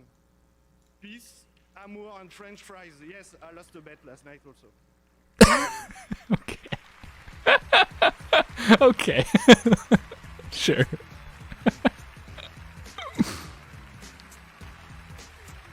It seems like they're having fun. I really like Dishonored, so I'm willing, even though Deathloop hasn't necessarily advertised successfully to me and on its own merit, I'm interested because I've liked their work before. Player's voice. It didn't advertise well to you, but it did advertise a lot to you. Yeah, that's what I mean. Like, it didn't sell itself on those trailers at all. Halo if it came out today. But Player's Choice is like an entirely player-voted category, so like, Dang. whatever. Nobody thought too hard about it, evidently. Near. Good. Good. Yes. Is content creator of the year. Yeah. First, let's hear from Yeah. fans and creators themselves on who they want to win.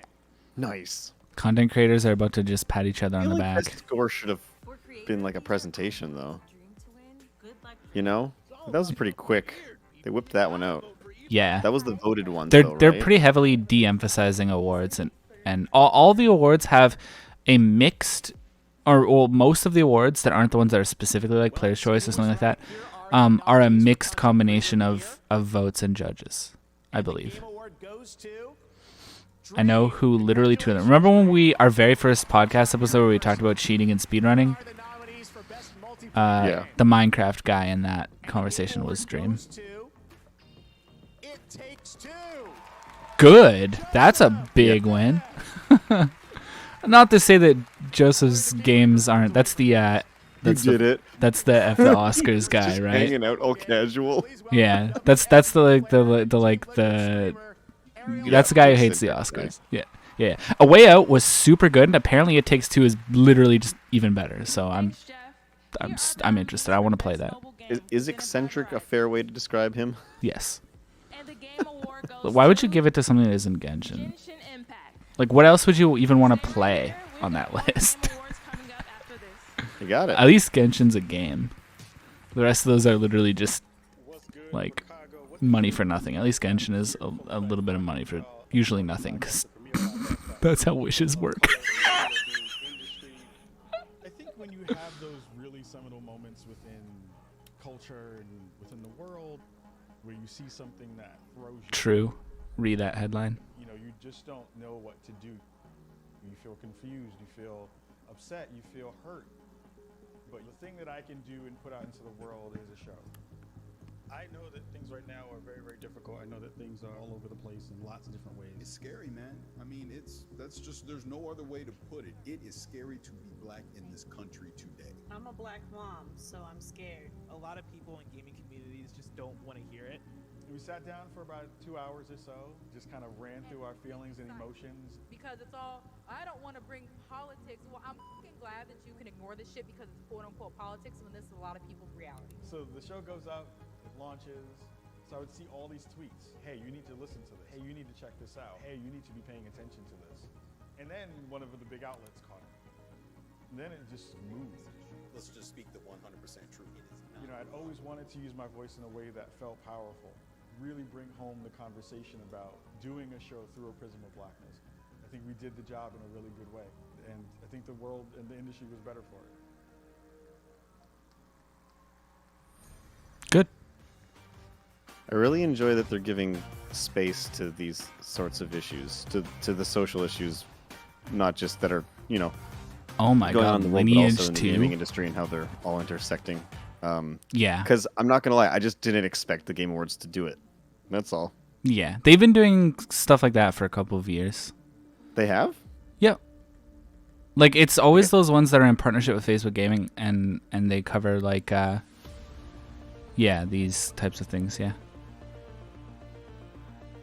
At least like the past 3 or 4 years.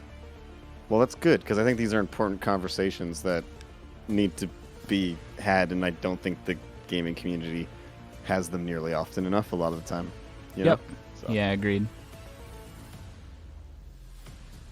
Man, we already saw PUBG Battlegrounds. I don't...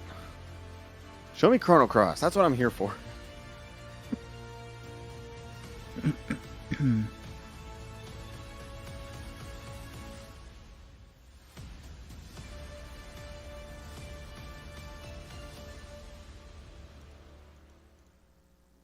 With Amazon Luna, I can play all my favorite games straight from the cloud.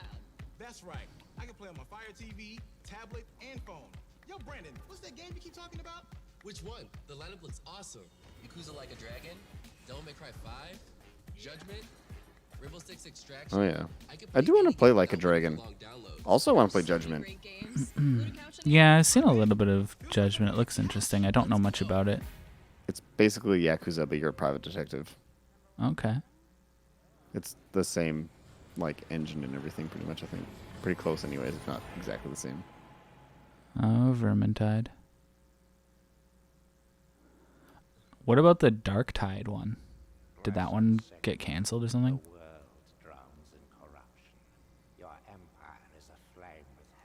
I don't know. I've never played one of these games, but I hear it, that there was something to it. Vermintide was supposed to be very good. Yeah. This is Repent on the armor. So this is not the same as 40K, right? Sorry if that sounds like completely like I have no idea what I'm talking about, because I don't. All I know about Warhammer is that sometimes it's in the future and sometimes it's not in the future. Yeah, historically there's been two lines. There's been Warhammer 40K and Warhammer Fantasy, and Fantasy was actually the original one. And 40K then is the future one. yeah, that's the year 40,000. Yeah, and then the same timeline though. I don't think it's specifically confirmed or denied. You know what I mean? Like it's kind of vague, Okay. but there are parallels you could draw. But it's like I don't think they've ever said specifically one way or the other. And then apparently Warhammer Fantasy got kind of like replaced or displaced as Warhammer Age of Sigmar. I think Fantasy is discontinued and Age of Sigmar is like the new Warhammer Fantasy. They kind of did like a complete overhaul and kind of rebuild of it, I think.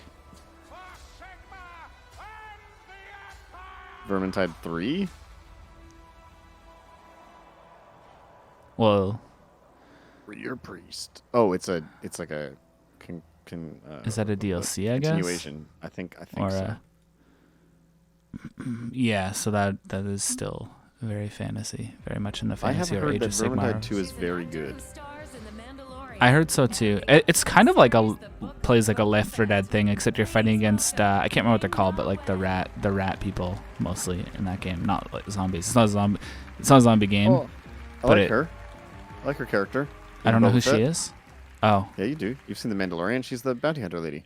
Is she? Gaming narrative is Yeah. more than a collection of cutscenes. It represents our own involvement with the story. I don't recognize her. She's the one they catch out in the desert. The sniper. Yeah. As soon as you say that, now I recognize her. I kind of forgot about her character in that because she's only present for a couple scenes in a couple episodes, right? Comes back in season 2 with Boba Fett. Right. Spoilers if anybody hasn't seen that. I don't know. It came out like a year ago. Grenade factories and shouting obscenities at your alligator brides. Here are the nominees for Best Narrative. Best narrative. Every loop I'm learning a little more. Okay. Piecing together. Who's up? I mean, in Deathloop's favor, or to its credit, it would have an interesting narrative structure because it's about like a time loop and like learning more and more every time it loops. So that makes sense. I kind of think it's going to be Life is Strange or It Takes Two. Oh, maybe Psychonauts. I have no idea. And the Game Award for Best Narrative goes to Marvel's Guardians of the Galaxy. Huh?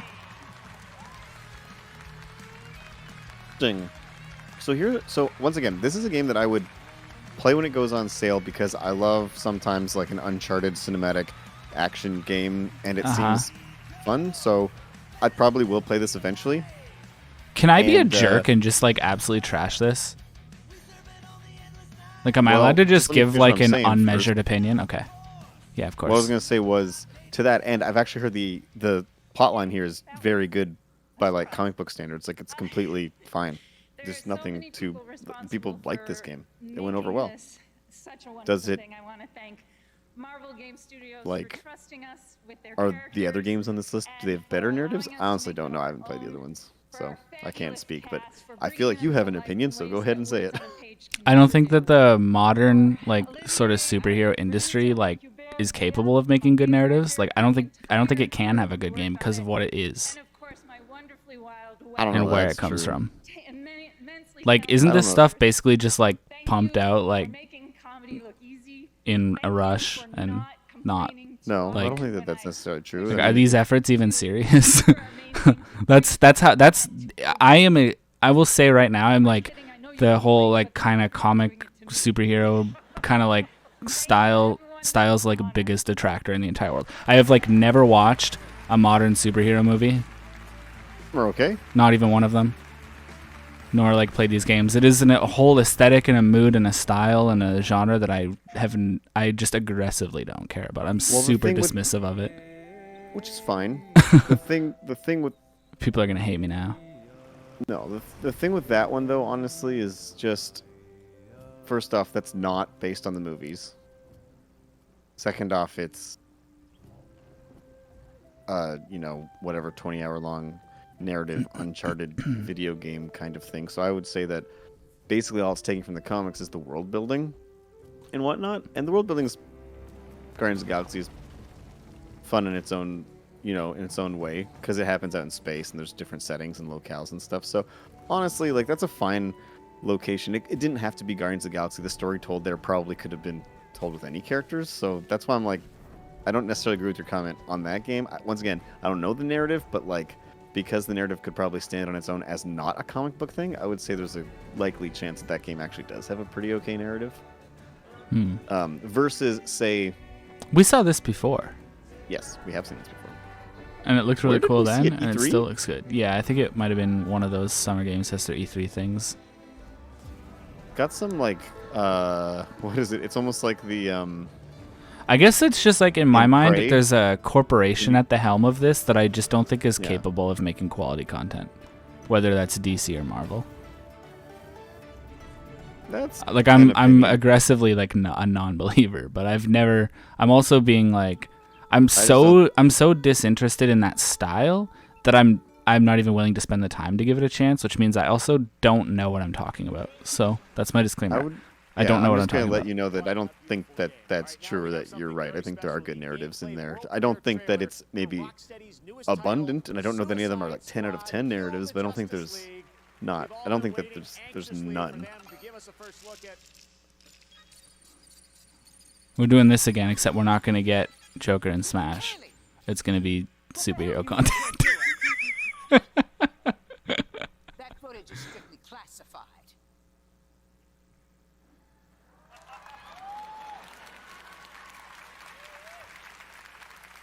My name. I will admit that I'm also not the biggest superhero fan, but And since the Game Awards doesn't care about disclosing classified intel, listen up. Whatever you've heard about Task Force X she's acting the heck out of this, and I love it. or Superman rampaging through the streets of Metropolis, you better not say a word ever to anyone. Because if you do, believe you me, I'll hear it. You've all been warned. Waller out.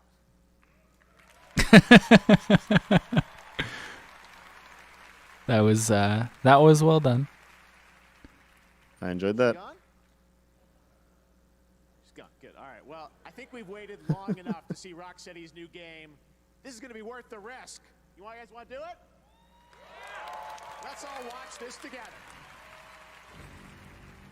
Even though I just kind of defended superhero games, I am quite on the fence about whether or not I want to see this. But You're just the team mascot, aren't you, mate? The loser of the league, folks. The fastest man alive.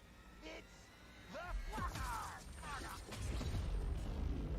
Flash is alive, and he's playing for Team Brainiac. I gave you orders. Kill the Flash, or I'll kill you myself. Cool.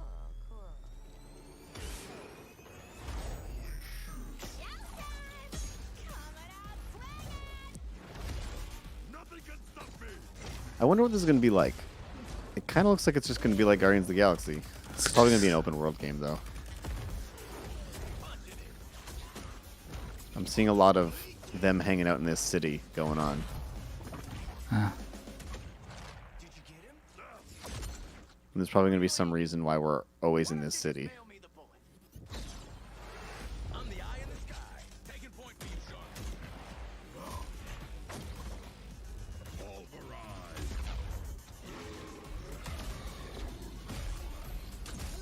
Street Shark. I can play as a Street Shark, though.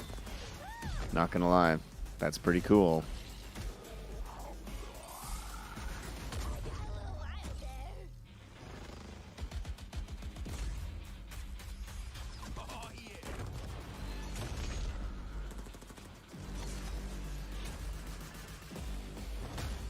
Okay, you had your controversial comment. This is my controversial comment. Okay. It's not that this doesn't look like visually look good or any of that, and I'm not saying that it's not going to be. Oh, it kind of looks like Infamous, to be honest, the way they're playing right now. There's just so many games like this that it just. There's so many. When you games said I like wonder this. what it's gonna be like, I was gonna say like all the others. Well, but I kept it to so here's my myself because I felt here's like my I hit problem my with that. negativity quota. No. Here's my problem with that. It's that, regardless of whether it's good or not, it's like this is just. If you're talking about, I want to play a video game. This is what a video game is now, and I sometimes just wish people would make other stuff, like more 2D games or whatever. I know there are people making that. I'm aware. The indie scene, all of that. It's just when you get to these big award shows, when they're showing off these big blockbuster games, I'm like, oh, a first-person shooter. Oh, a third world open action third-person cinematic game. You know, it's always the same. Which is a weird thing to complain about, considering how much I love JRPGs and how Let's go. I like the formulas there. But like. I am so excited to be here to announce a brand new trailer, and especially delighted tonight as we will be seeing Pollyanna's first portrayal of Tanta Prav for the very first time. She is a ruthless adversary for Frey, and I hope players get into it, looking for a boss fight with this woman at some point. I definitely hope that you're in a boss fight. Thank you, Ella. That's so kind. Even if it is with Frey? Especially if it's with Frey. And now, a world premiere trailer for Forspoken. Okay. Go. I actually am very interested in this. Yes. Who are you, child? My name is Frey Holland. I do not know how I got here, and all I want is to go home. She is hell's spawn.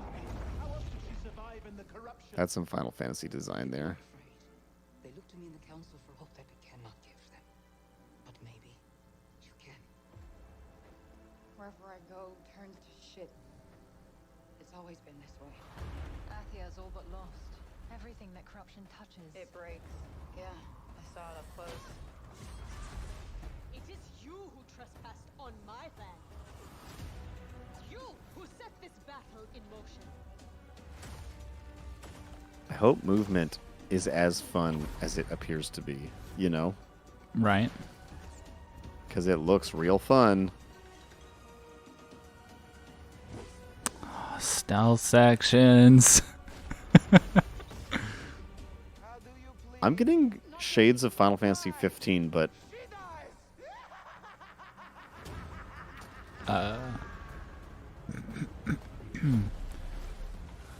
a lot of these spells are almost like you think like Dragon's Dogma, but like in a way more action-ish game. Yo, underrated game, honestly. Oh, that's cool looking. Very. Oh, look at the eye. Look at the O on the logo. There was like some animation that made it look like it was like somebody sitting down, reaching up at somebody. Hey, that's kind of soon. What was the day? I didn't even look. Like mid-May. Cool. Saber Interactive. Focus Entertainment. Am I supposed to remember what this is going to be?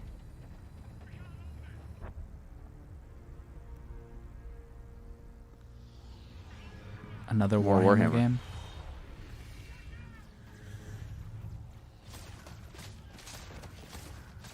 Oh, is this one Dark Tide? We saw a trailer for a game called Dark Tide a while back that was in the 40k universe and had like the Imperial Guard, which is what these like soldiers are. Fighting stuff.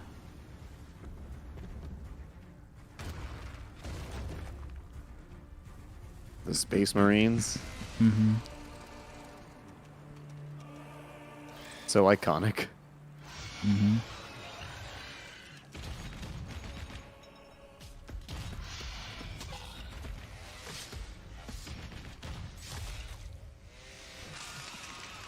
The chainsaw swords. Oh! A lot of guts there.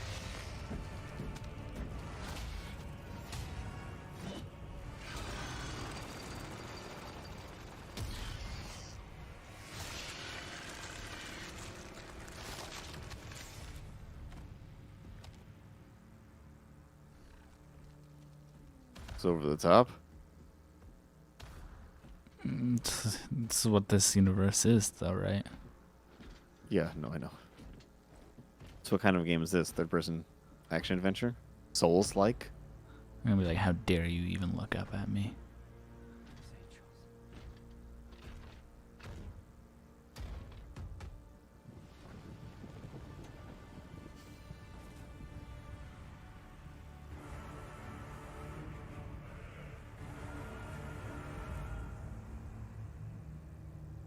Oh, wow. The first one of this was like over a decade ago.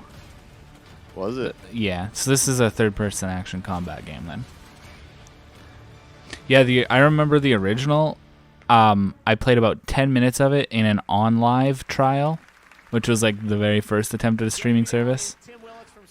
By the way, that service didn't work very well, but yeah, it was like a third-person action. Tim, what did we just see?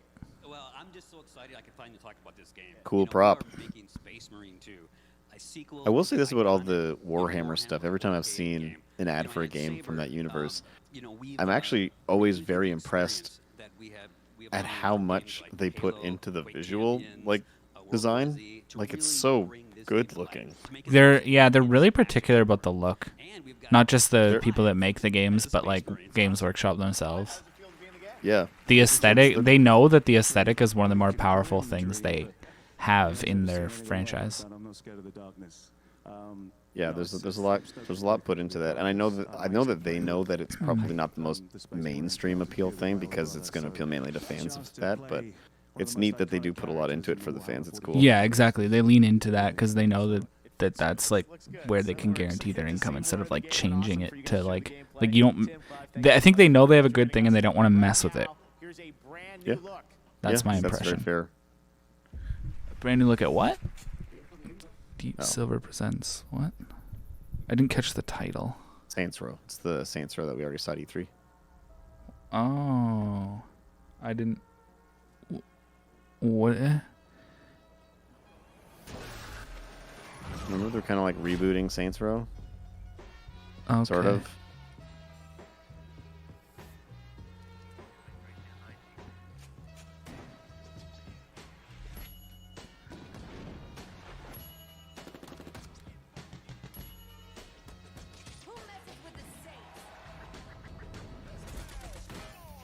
Or gunshots timed to music, man.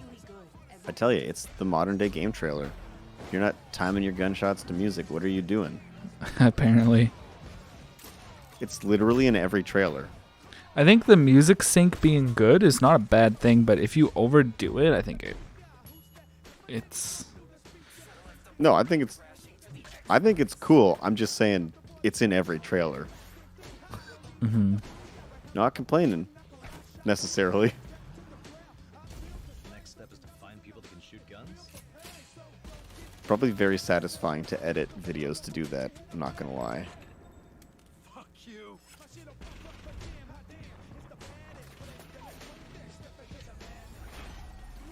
Saints Row single-handedly made it not a kids show because the one of those like Facebook showcases, somebody had the F word bleeped, but the trailer can say it. Trailer can say it. That could be a Facebook thing, though. Yeah, no, I think you have a point, right? Because they're on the production of that particular segment, right? Yeah. Self-made? Yeah, that's the subtitle? I believe so. Sure. Oh, it's Fall Guys. Oh, that makes sense. I was like, what is with the stature of these characters? But no, yep, 100%. Fall Guys is a great concept. Like, I can understand why it kind of fell off. Haha, no pun intended. In terms of like its explosive success, like, it had like a pretty quick explosive success, and it very quickly like fell off the radar, kind of, because there's only so much of this I think you could play before it's. Wait, was that 2B? Yeah. What? Before it kind of like I could see a game like this overstaying its welcome if you try to make it something you play like all the time, but the concept is just good. Like, you can't deny the concept is good. The concept is good. Sure. there's still plenty of show left, and why would you want to watch alone when you could watch with me and Aerial Powers?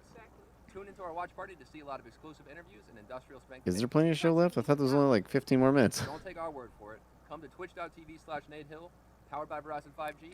Come This check it out. this is literally somebody advertising their Twitch stream. Like, there's no better way to make me never go to your Twitch stream. Wait, is this for Battlefield? Yes, this game's out now already, and it's very, very buggy and glitchy. Yeah, I had heard that it was not really impressing people the way they thought it would.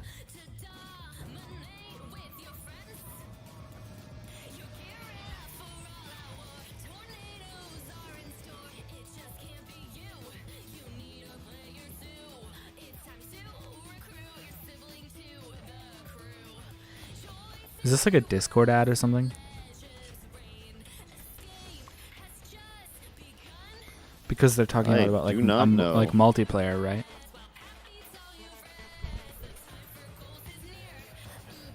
Oh, never Man. mind. It's like gonna be EA Play. The graphics on that NFL game were. It was amazing. just talking a lot about like it was using a lot of like multiplayer concept like in the lyrics. So I thought. Here, and I'm asking you to help me destroy 1 billion mechs for Able Gamers charity in the hit new game, Mech Arena. Join me and millions of players in 5-on-5 mech action for a FaZe out of any esports org team or whatever is very like Zoomer-ish in their style, you know. What? I want to drive a real Mac.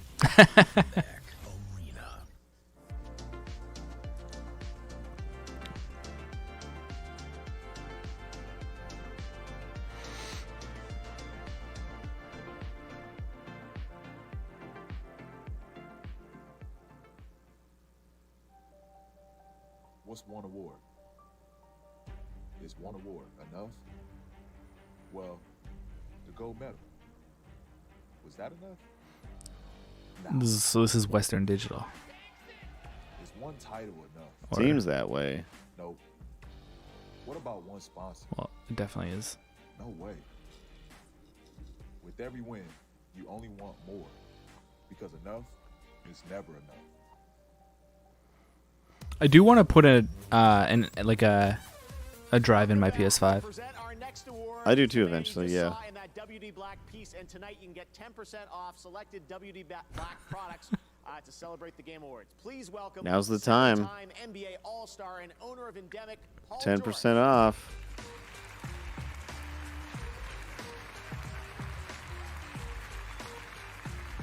I like this hallway of orbs they have going on. It's cool look. I just want that in my hallway. People can come over and I'll be like, "Oh, did you see the orbs?" And they'd be like, "They're very hard to miss. I hit one on the way in." 1 minute you're solving a puzzle, the next you're lining up headshots, and then suddenly you're being put on a hook by a vampire lady taller than me. This category is like a showcase of what it means to be a video game. Here are the nominees. He's quite tall, isn't he not? Adventure game. He's a basketball player, right? Isn't that what Yeah. he said? Yeah. I know. I just thought it was a funny joke. What was the category again? Best action adventure game. Come on. Okay, here's my theory. If they give this to Dread, Dread will not win Game of the Year. Oh, yeah. They might give it to Ratchet though. If they give it to Ratchet here, I think Dread might win Game of the Year. There's a lot of Game of the Years in here, and whoever wins this one is not going to win Game of the Year. Interesting prediction. I could see that. I'm not sure if I'm going to 100% get on board and agree, but I don't think they want to double dip. okay. Nice. Flat out, Metroid Dread ruled. I'm going to say it. I know in shameless Doug. plug again, episode 29, I said that I loved it, but I have a hard time like loving it. But honestly, it was a phenomenal game. This is the action adventure category. And Metroid Dread checks off both the action and the adventure box. It's filled with action-packed moments behind every door, around every corner, and on every level. And at the same time, it introduces us to a massive and mysterious new planet that players can explore and adventure through. It's the result of a true collaboration between Nintendo and Mercury Steam, and I have a few comments that the developers asked me to read on their behalf. Oh, nice. We'd like to say a big thank you for this award from the development teams Amazing. at Nintendo and Mercury Steam that worked so hard to bring all the Metroid fans around the world the experience that they were hoping for. It's been a dream come true to travel together in this dangerous yet marvelous journey to ZDR. We're so thankful for all the fans for enjoying Metroid Dread on Nintendo Switch. Thank you very much. Cool. It was great. I just realized I haven't played my Switch in like a month. Sometimes I play it before bed, but how'd that go? Wait. Shiro Games?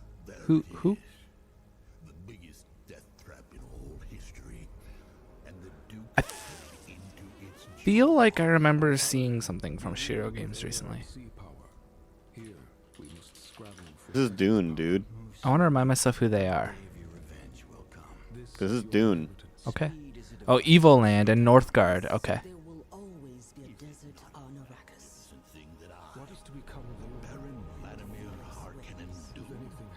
Is it gonna be an RTS? Northgard is an RTS. Evil Land is like a almost Zelda-like game. Because there was a Dune RTS a long time ago. Yeah. That is true. Well, this developer has done an RTS, so. He who controls the spice controls the universe. Cool. I mean, might as well capitalize on it, right? Oh, They said 4X. the thing I just said. 4X is where it's like, do I have to explain that? Do you know what that is? Can. It's like, I don't really know if Civ counts as that. It basically, it's like a board game kind of thing. It has like a that, and then oftentimes it zooms in to like combat encounters as well if it's 4X. I think Civ might be more like grand strategy because it's Yes, Will plays the Dragon Lord, the central villain within the well, whatever. Wonderlands. Anyway, I'm Yes, but in a gonna just keep clever watching. twist, I turn out to be the underdog hero of the entire realm, and it's really beautiful. And it's actually one of the main reasons that I took this role. So. No. What do you mean no? You play a necromancer. He's got a pretty iconic voice. And not the good kind. Yeah, he does. Well, he's a job creator for millions of unemployed individuals. He raises the dead, man. Yeah, and he gives them stuff to do. He's one of those people that kind of like plays the same character, but I think it's because of his voice that he gets typecast. But he does it really well, so I'm not mad.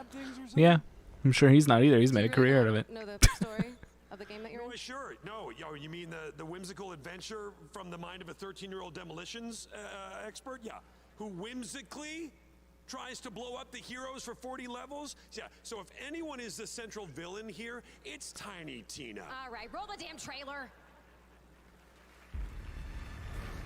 I really like the concept, but Borderlands has become a bit of an unstable franchise. And Gearbox is a very questionable company. You know what I mean? In terms of, like, 1 and 2 are great games, but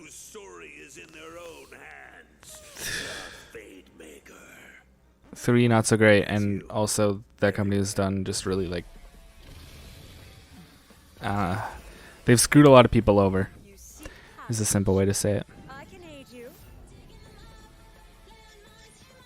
I am Valentine, gallant adventurer. I think we've talked about this before. It's got a interesting art style. I mean, it's got a Borderlands art style, the whole cell shaded thing, but as soon as you put something else in that art style, it's like new. It's old, but it's like a new take on. Yeah. This was the original like kind of Tiny Tina D&D thing. It was actually like it was like Raid on Dragon Keep or something, and it was presented like it would be like an RPG raid, like I'm not gonna say an MMO raid, but it was like presented more in the form of a raid. And then this one they're presenting it in the form of like it's like a D&D campaign, right? So it's cool. It's a cool idea. And anyway, apparently that DLC was a Borderlands 2 DLC. Apparently that DLC was like one of the most popular DLCs that any of the games received. So it makes sense that they would, yeah, you know, all in on that.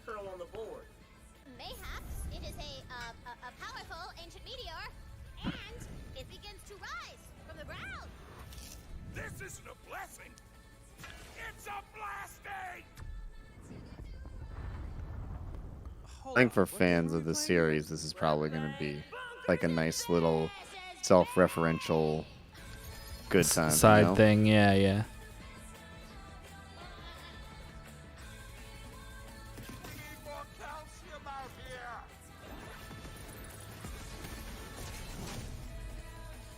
We need more calcium. I also out here. love two things that Borderlands is, which is why, as much as I kind of go like, is it going to be good? Is it not? I don't know. And I kind of get hesitant and stuff. I love a good shooter campaign. And I really love like when shooters are hybridized with RPGs. I find that such a fun thing to do with like stats and gear and equipment and stuff like that. But it's like I like that poster is a throwback to heavy metal. Oh, is it? Yeah.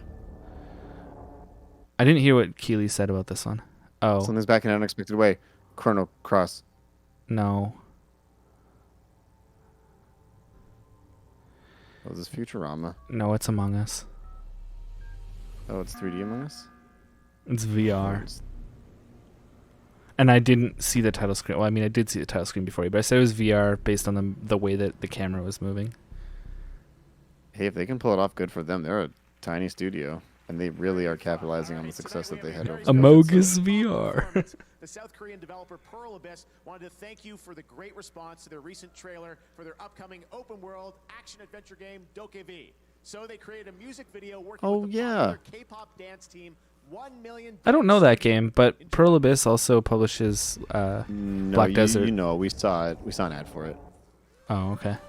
Yeah, They publish it's Black Desert, and they're also releasing a game called Crimson Desert. It's that one where you like collect animals, kind of, but it's like, and you have a hammer and you're a kid and you're in that town. I don't remember seeing it. You look up the video later, you'll be, oh yeah, I know what you mean. This is a very K-pop style. Oh yeah.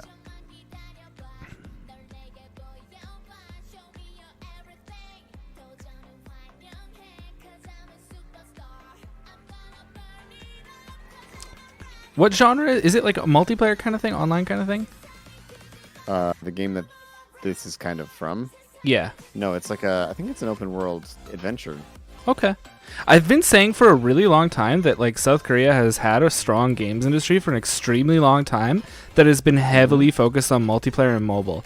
And it's like there's so much talent that like they could do a lot more than that. And so like every time there's something that isn't that, even if it's something that I'm probably not into, it's just cool to see that talent can go to more than just multiplayer and mobile, because sometimes it's just like, how did your whole industry for such a long time ended up so tightly on like one thing? Or to acknowledge my potential biases, I might just only know of what gets released in the West, and that's the only stuff that has made it across until now or whatever, right?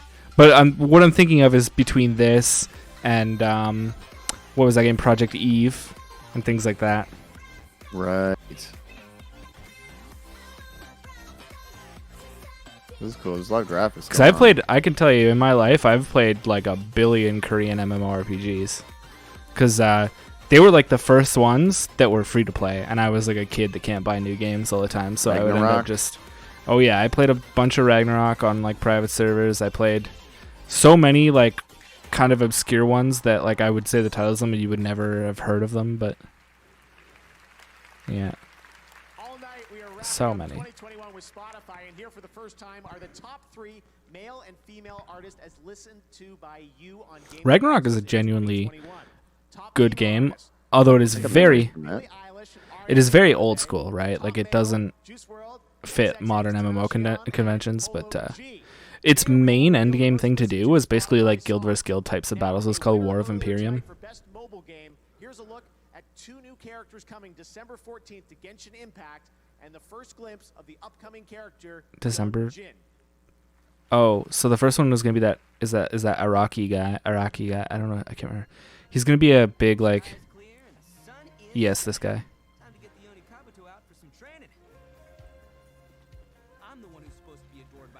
I don't really care for him. I don't know what to think of him. Oh yeah, and Goro, yeah.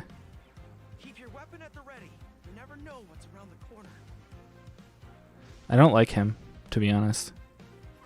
The first guy is really funny. So there's this like big like kind of like military leader here, and this is Inazuma. It's kind of like Genshin's Japan, I guess, right? And she's not a new character, so I don't know why she's so prominent in the cutscene. She must take place during the story or whatever, but she released months and months ago. But anyway, whatever. The guy with like the face paint, and the Oni horns and stuff like that. The guy in the front there.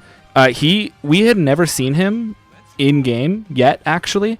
But he has been leaving messages on like public post boards and like graffiti and stuff, literally constantly issuing challenges to this other character who's like annoyed as hell with him for constantly doing it, and it's been like actually very funny. A big old club. Oh, Arataki, okay.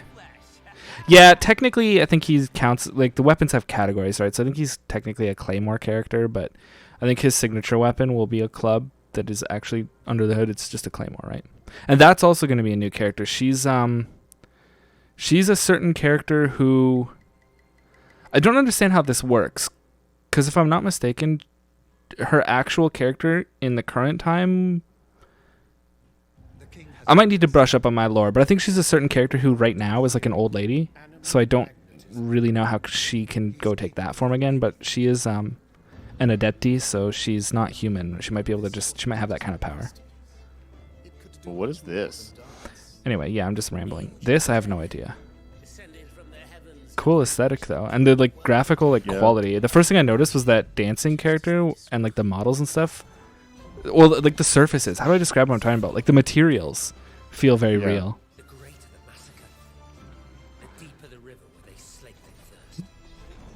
She's like a robot or something. Cool.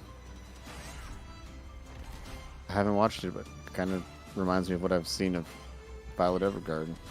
Robot lady.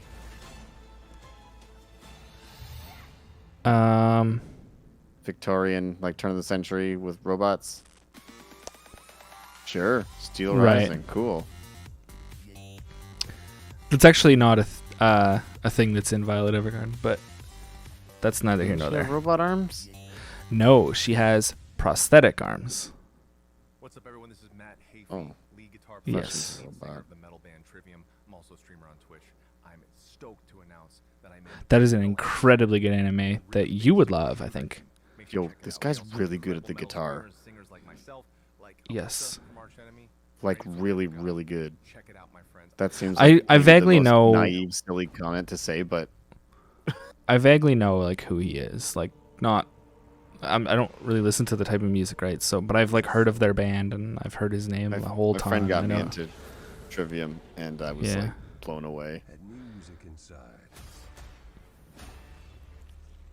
Even though I've never really listened, I'm pretty sure I have at least heard that. I dabble from time to time in the metal. What the? Oh, is this like a Doom Eternal DLC? I think it literally is a Doom Eternal DLC. Am I tripping? I think I'm wrong. No, this is a different game, and we saw this before. It looks like Doom, though. Is it? We've seen this before. I remember this. It's like a rhythm game. Oh, yeah. We saw this before. Yeah, I knew it wasn't. But it looks a lot like it. Oh. I was going to say, if they don't call it Gloom Eternal, they missed an opportunity. Well, they probably can't, because it's not. I guess this is Rocket League with what? A big with Van ball? Halen, apparently. Is this going to be like... Why is the arena so small? And it looks little... Is this like Rocket League Mobile or something? Mobile League. There's like weird sticker things, which the chat, in my understanding, didn't have. And look how the goals are up. They're not at the ground. This is definitely a different type of arena and everything. It looks small. It looks like it's meant for 1v1 or 2v2. I'm not super, like, I haven't played Rocket League in a very, very long time because I decided that I didn't like it, to be honest. That's just the truth, but it is a mobile game. I was actually right. That it exists. Oh, it's like a 2D and a side Rocket League. perspective, That's cool. yeah. Yeah, that's neat. That's So I actually guess you're an gonna interesting way do. to do Not to that. say that, not to say that Rocket League doesn't have a lot of aerial stuff in the base, like the original game, but it looks like if you're gonna make it 2D like that, it's gonna be heavily aerial, and that explains the jump licensing for the song. This is definitely a 3-hour show because it's past 10 o'clock. To your desktop and seamlessly pick up where you left off. Google Play Games on PC is coming soon in 2022. Google Play Games in PC. What? For the first time Huh. at the Game Awards. Okay, new announcement. Let's go. World premiere. Chrono Cross. Give me Chrono Cross. I didn't want to wait years just to get out and see the galaxy. I wanted to go It is not Chrono Cross. So because it's not Chrono Cross, I'm gonna run real quick. Okay. I'll be right back. Quick washroom break. I just don't Yeah. wanna miss Chrono Cross. In a 3-hour show, man, I don't blame you. No I'm problem. drinking this Arnold Palmer and it's huge. Okay, I'll be back. Sure.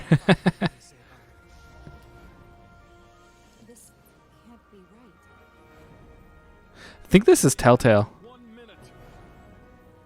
Is this the game that was shown in the pre-show briefly? Well, how could they world premiere it if it is? Oh, it's Star Trek. Right? The thing on the shirt. Yeah, yeah.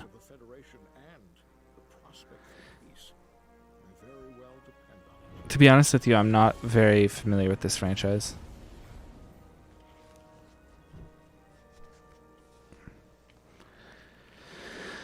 I have no idea who's developing it, and that matters to me, so. Make some noise for Reggie. Okay. Reggie Fils-Aimé. What do you got?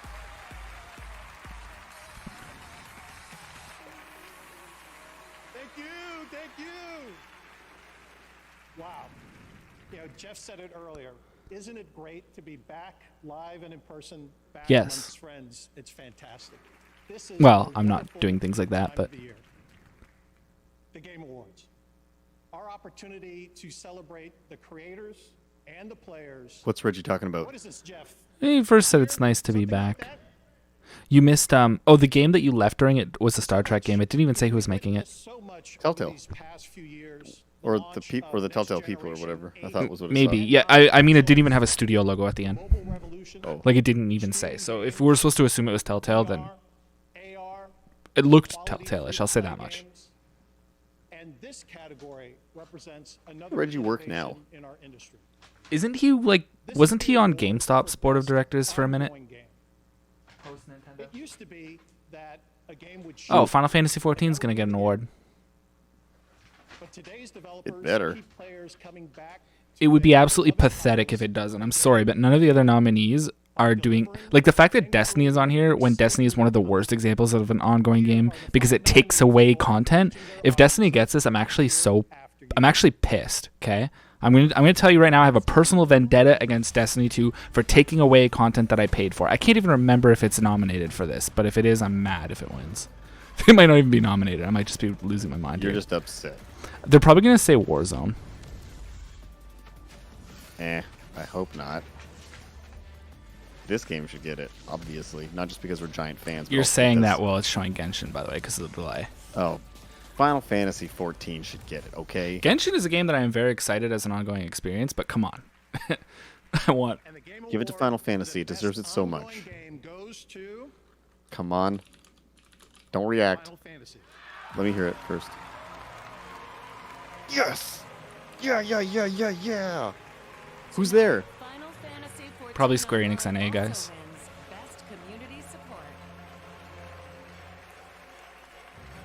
Hey, I did not know that. Best community support? Nice. So they got both of their awards that they were nominated in, didn't they? Should have played the Endwalker song. This is quite the honor to win Best Ongoing Game.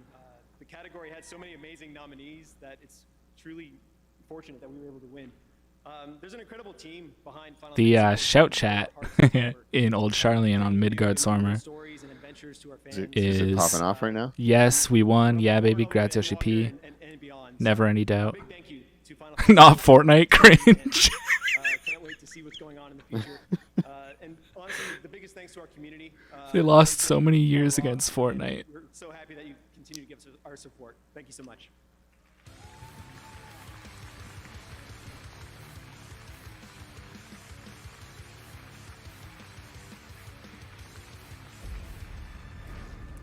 Glad to see literally my favorite game get some recognition.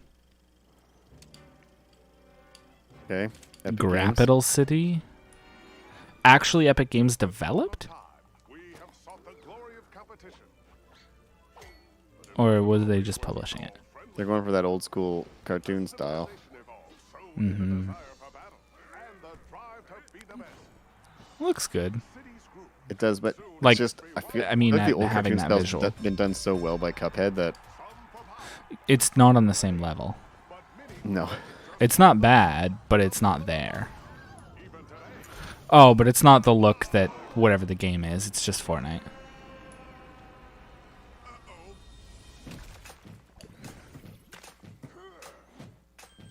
Is this like a crossover that I just don't recognize? Is it Fortnite? Yeah. It's got to be.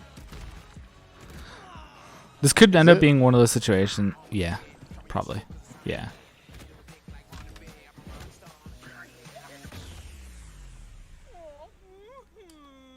Can wrestle in Fortnite now?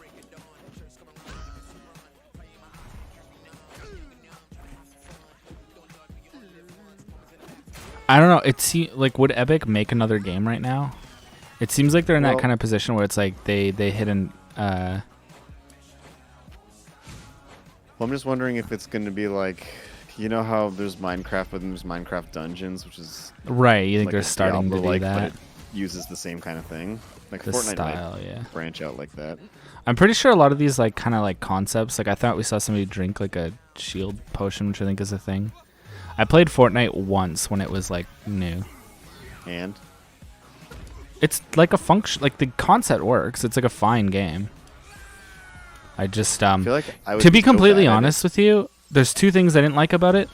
I didn't really like the building. I will say that I can understand the assertion that the building adds like a competitive depth to the game or whatever. Like that's fine. Okay, it is a different game, but I just wanted to play a shooting game, and then also I don't like third-person shooters because you have an issue where you can be in cover and have line of sight to an enemy who doesn't have line of sight to you, and I really don't like that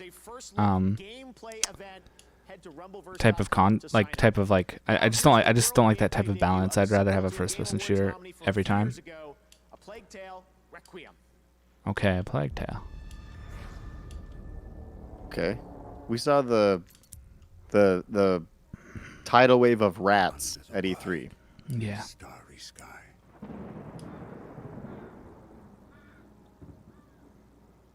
Dig the grave and let me lie.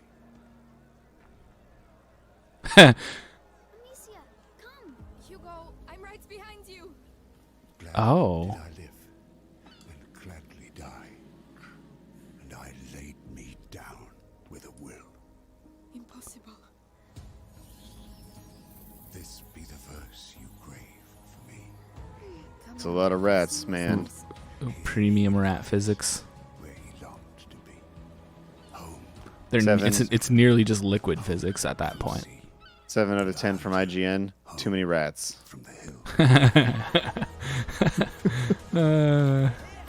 That's funny. We know rats are like part of the game, but there's just really a lot of them. What's happening to me, Lucas? I feel my mind going. I know. Think of your brother. We have to carry on. Oh no. That's a lot of rats. Whoa. Oh, the G is a rat. In the logo. Cool. G for Well, rat. and it's also the A. It's also You know. the line A, the tail. Yeah. Yeah, Grat.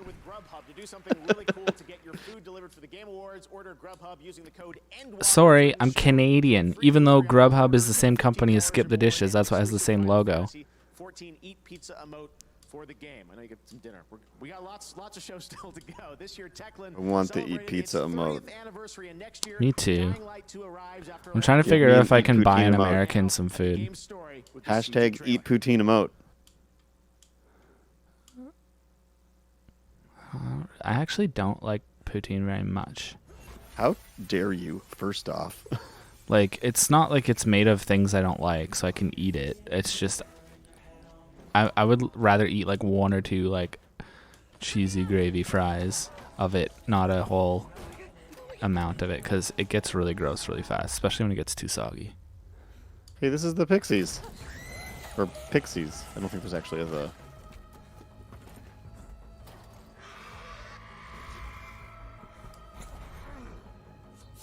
You know what? This is real true.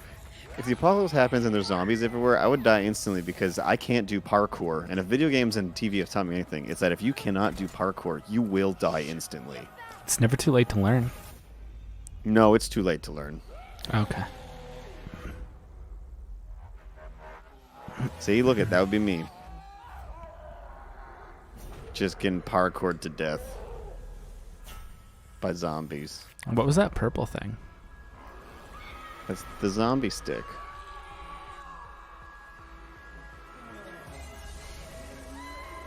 Oh, it like burns them, I guess. Oh, he leave them? Oh no.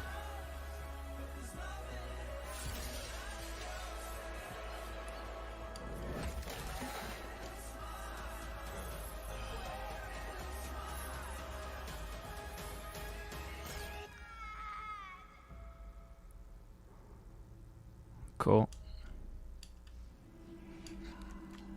Sure. Anyways, yeah, I don't know nearly enough parkour to not die instantly in an apocalypse situation. This is Smilegate Remedy. Huh. What is this? Control? More Control? Smilegate's a Korean company. Wait, Why are they involved? Remedy's not the Control company, is it? No. Remedy is I don't understand the combination of teams that's on this. Oh, Crossfire. There you go. That makes sense then.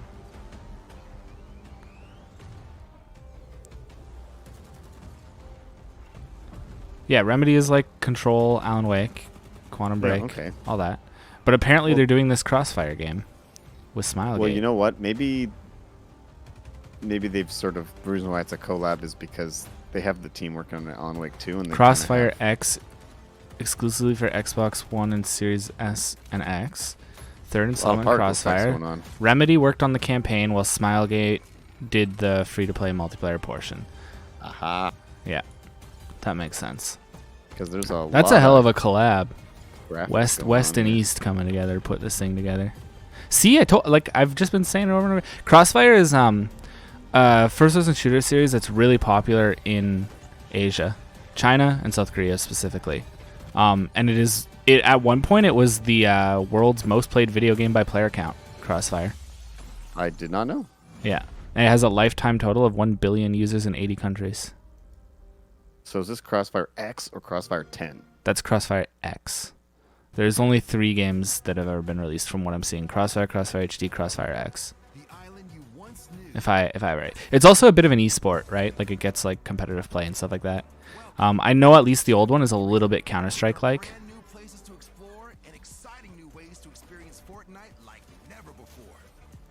Start by earning Battle Pass XP beyond Battle Royale. It's all about playing your way to level up and unlock Battle Pass outfits, including Spider-Man. There's also new features to check out. Oh, man. Quickly and evade enemy fire with new sliding. Well, you can play as the Gears of War people. The sliding is Wow, Actually, the the swing's animation actually of really the good. swing looked a lot like it does in the Spider-Man games. Yeah, I was surprised to see that. I've heard the swing's very good, actually. In this. Yeah. Yeah, okay. Interesting. The sliding, to me, for a second I was going to say, oh, the sliding must be in response to Apex Legends, because that's one of the things that people really like in Apex Legends, was it had the sliding. I saw the funniest post. I can't remember where I saw it, if it was like Reddit or Twitter or in a Twitch chat somewhere. I can't remember where I saw it. But it was somebody criticizing and complaining about Halo Infinite. And actually, it might have been like Steam, actually. But they were saying, it's like a multiplayer game in 2021 without Battle Royale, which is the future of the genre. So Halo is left behind or something like that. It was like, what?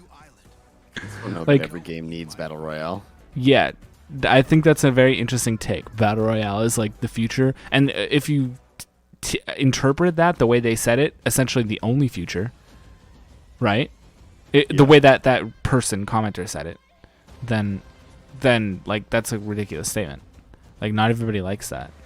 Oh, we've seen this before. Like, if that person had their way, they would be saying Counter-Strike should have Battle Royale. And, like, obviously Counter-Strike shouldn't. It's all about the very, very small scale encounters, right? Yeah.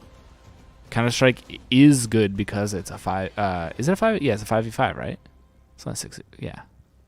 My God, it's been so long I've played Counter-Strike that I can't even remember how... Jesus. Has it really been that long since I played it? I think it's a 5v5. You can vampire people.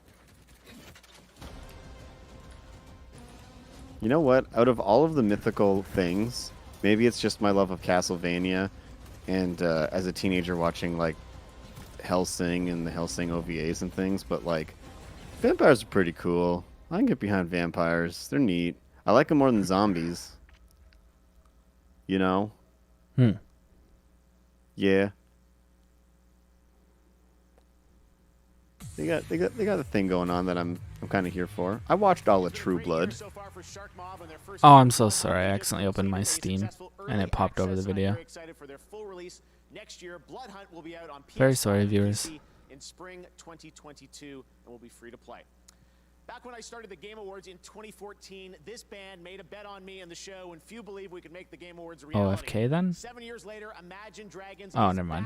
I thought they were talking about like the game that group was making that took a bet on showing their trailer. I thought that's what he was going with that. First release, Bastion. Please welcome Imagine Dragons, featuring the composers and songwriters behind all of Super Imagine Giants Dragons. games. I honestly Man, don't. that's cool because the dude who I watched was it the GDC talk where the guy explains that he basically recorded the soundtrack to Bastion in his apartment with like a desktop computer and like did the recordings for the voice in his closet, and now he's got a world famous band playing with him on stage. Whatever you want to say about Imagine Dragons, I know some people don't like. I don't enjoy their style. It's not for me either, but this is. But a cool like, it's a thing for success this story. dude. Yeah, no, absolutely. I'm not. I would never say otherwise. Yeah. Oh yeah, that wasn't aimed at you. It was aimed at the hypothetical person that would say, "EO Imagine Dragons." A magic. This would be like if I wrote a song in my room and then, like some band was just like, yeah, you can come up and like even play the acoustic guitar. We'll just play behind you. I'd be like, oh, what? Okay. This guy I know was one time telling me that his perception of the name Imagine Dragons, it makes him think of like some guy at a house party who's like really, really stoned, and he's like, bro, Imagine Dragons. Yo, credit where credit's due. That's good harmony.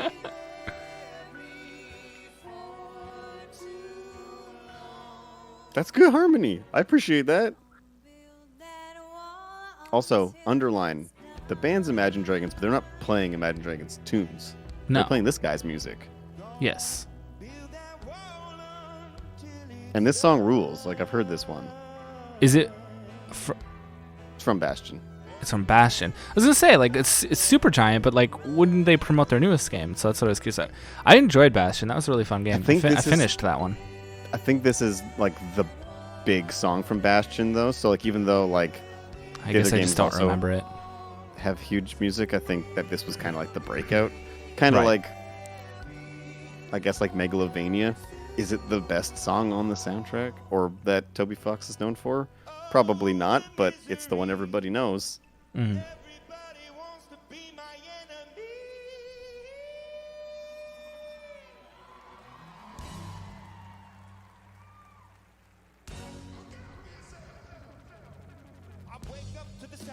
the silence that allows for my mind to run around with my ear up to the ground, searching to behold the stories that I told. My back was to the world that was smiling when I turned. I like that bass guitar. I like wasn't that looking. fretboard.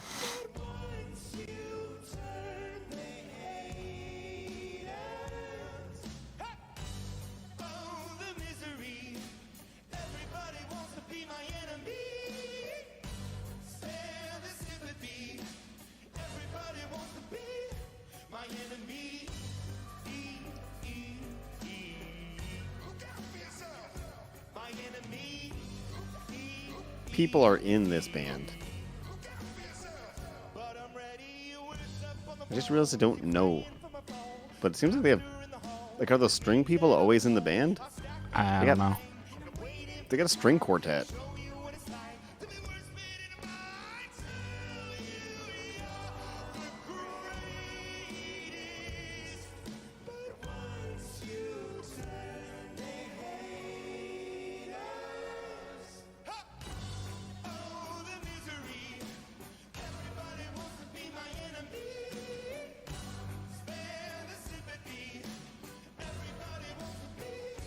Interesting collab.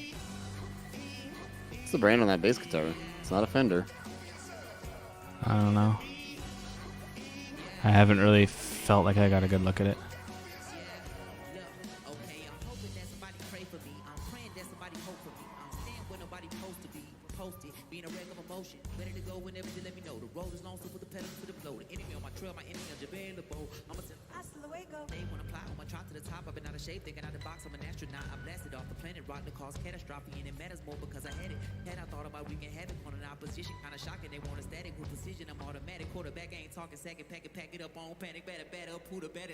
Just struck me that this is going to get copyright struck, isn't it? Probably.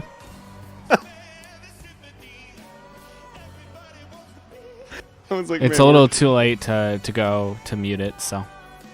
I know. I don't think it'll get fully like takedown noticed or anything. It'll just be no monetization. Most likely. Man, I'm currently trying to learn how to do that drum beat because I'm a pretty amateur drummer. That like hi-hat pattern with the snare. It's tricky. My arms get real tired.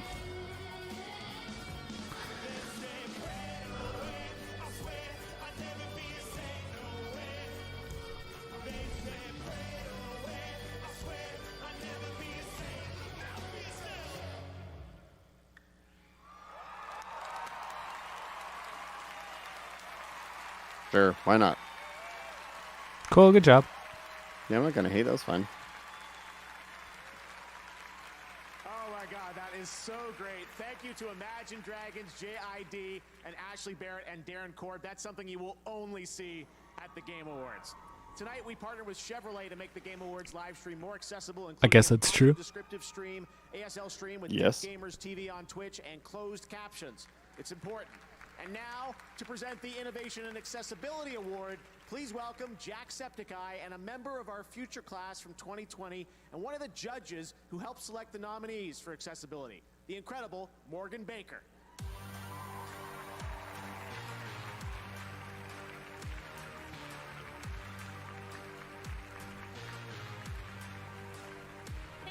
Wow.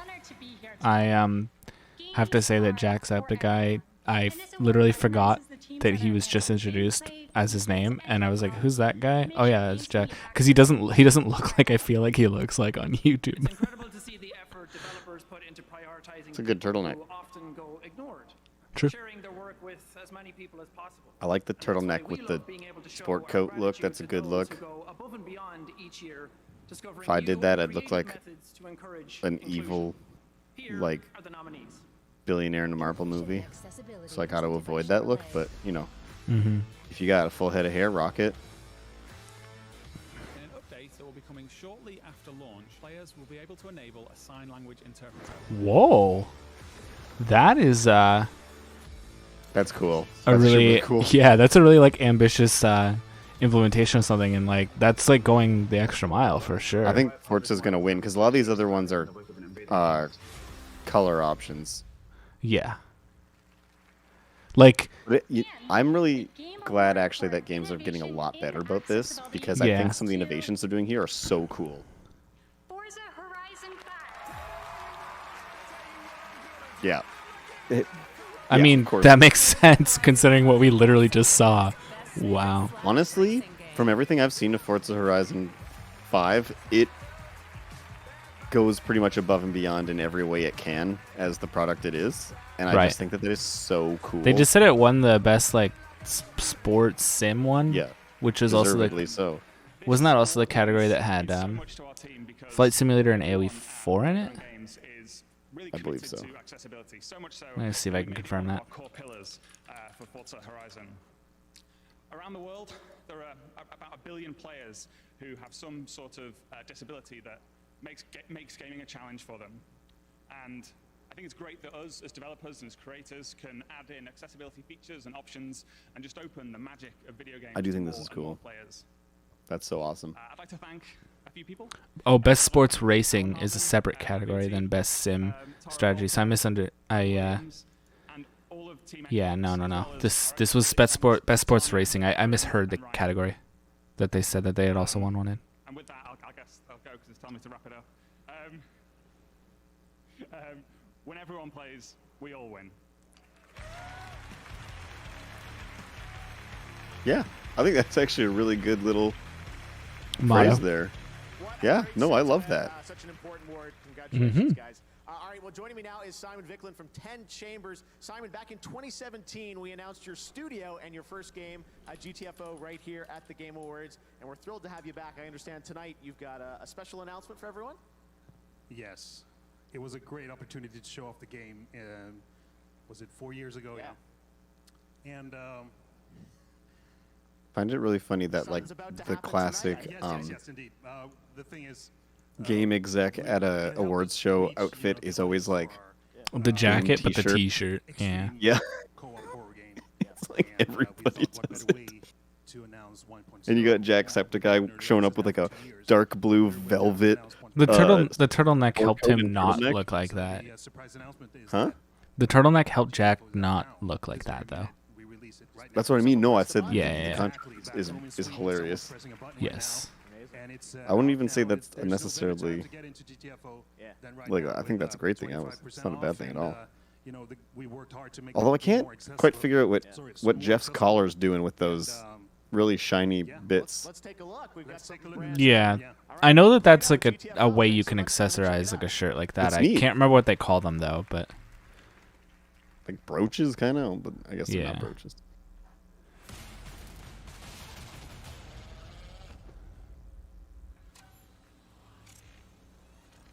They wake us from our nightmares to make us new ones.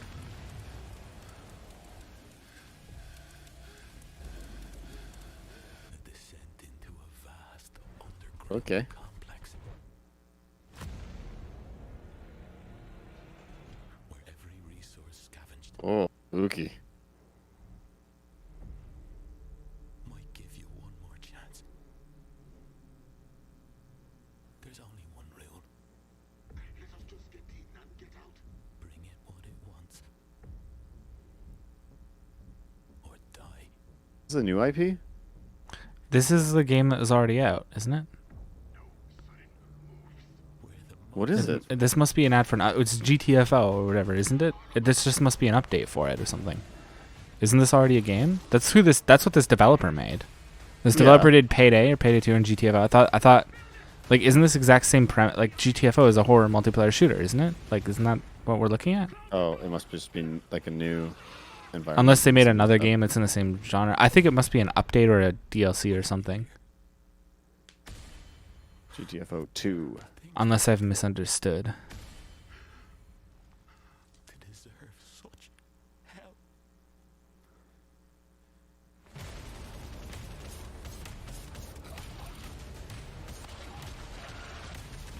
Oh yeah.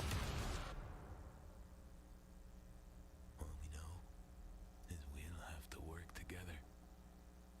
Or we'll die together.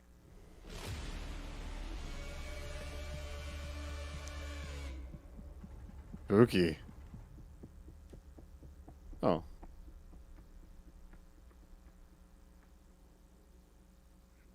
Wait, you said this is already out? That was an ad for the game. I think it's been out for a while. My name is Mike. I go by Mike the Quad, Hmm. and I stream on Twitch. Let's see if I can find out. I joined the military in 2000. Apparently it released today. When we came back, I was involved in a motorcycle accident, trying to figure out how to use a controller without having any hand function. Yo, what's up, everybody? That kind of sparked my advocacy. I wholeheartedly believe it kickstarts a patient's rehabilitation. That adaptive controller is actually so neat. Yes. It's one of the cooler pieces of hardware tech that's out there. They're unfortunately kind of expensive, but like from a tech standpoint, it's good. Yeah. Because you can.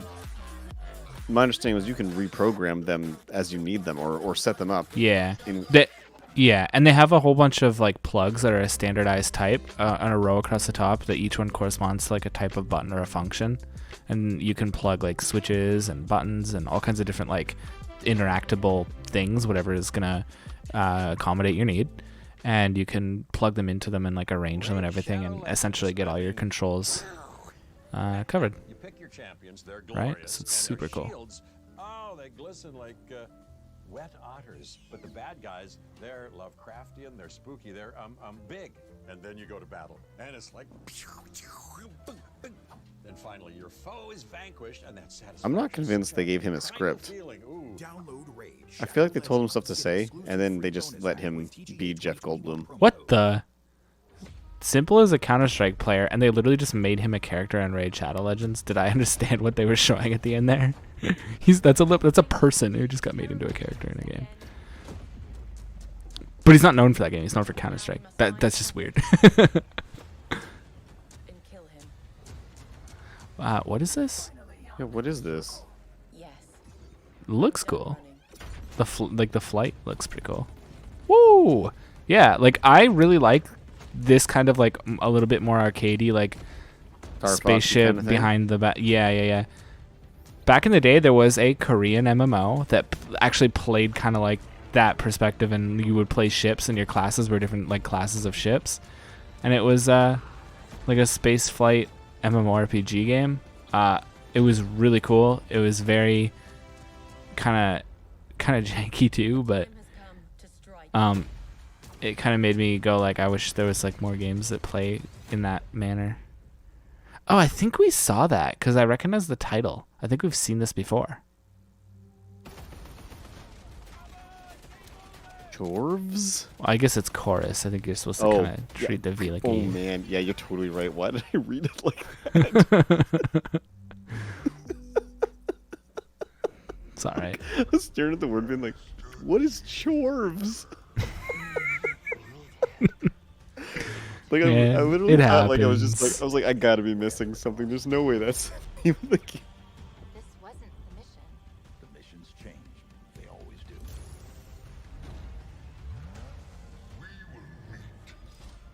We gotta wrap up our Halo 1.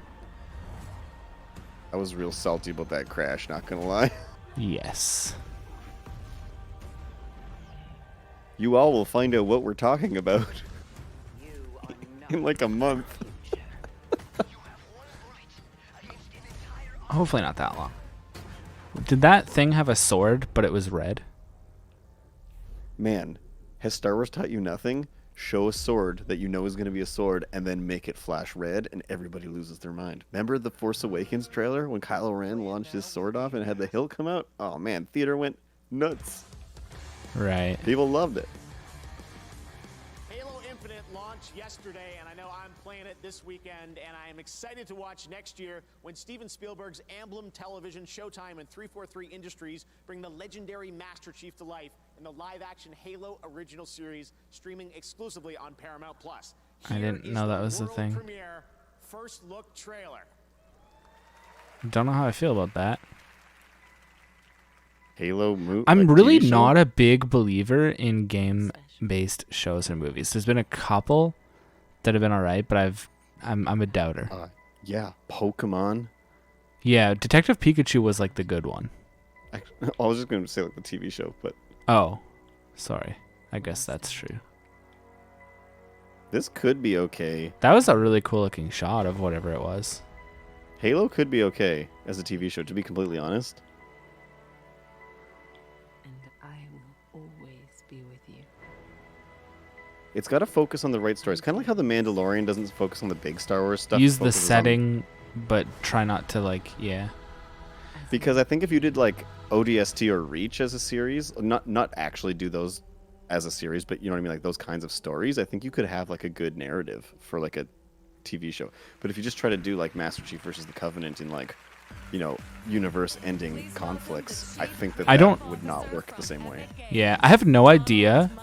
I have no idea what my free company FF14 people are talking about, but somebody's like, Halo already had an anime, so this would be TV show number 2. It had an anime? What? Making games that are original, innovative, and really push the medium forward is not easy at all. It's the culmination of the work and talent of hundreds and hundreds of people and countless hours. And it only happens when there's a clear, shared vision of what a game can be. These nominees for Best Game Direction represent what's possible when it all comes together. Best Game Direction. You have no idea what's out there. Sure I do. Freedom.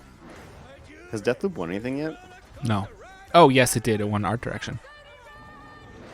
Oh, right, yes. I could see Returnal taking another one on this, or It Takes Two getting this, or even Psychonauts 2 getting this. These nominations are quite believable. All these nominations are pretty believable for this. Do you think so? Yeah. I think Ratchet might take this one. It seems like a balanced category of nominations. This is what I'm saying. Okay. Apparently I need to give Deathloop a try.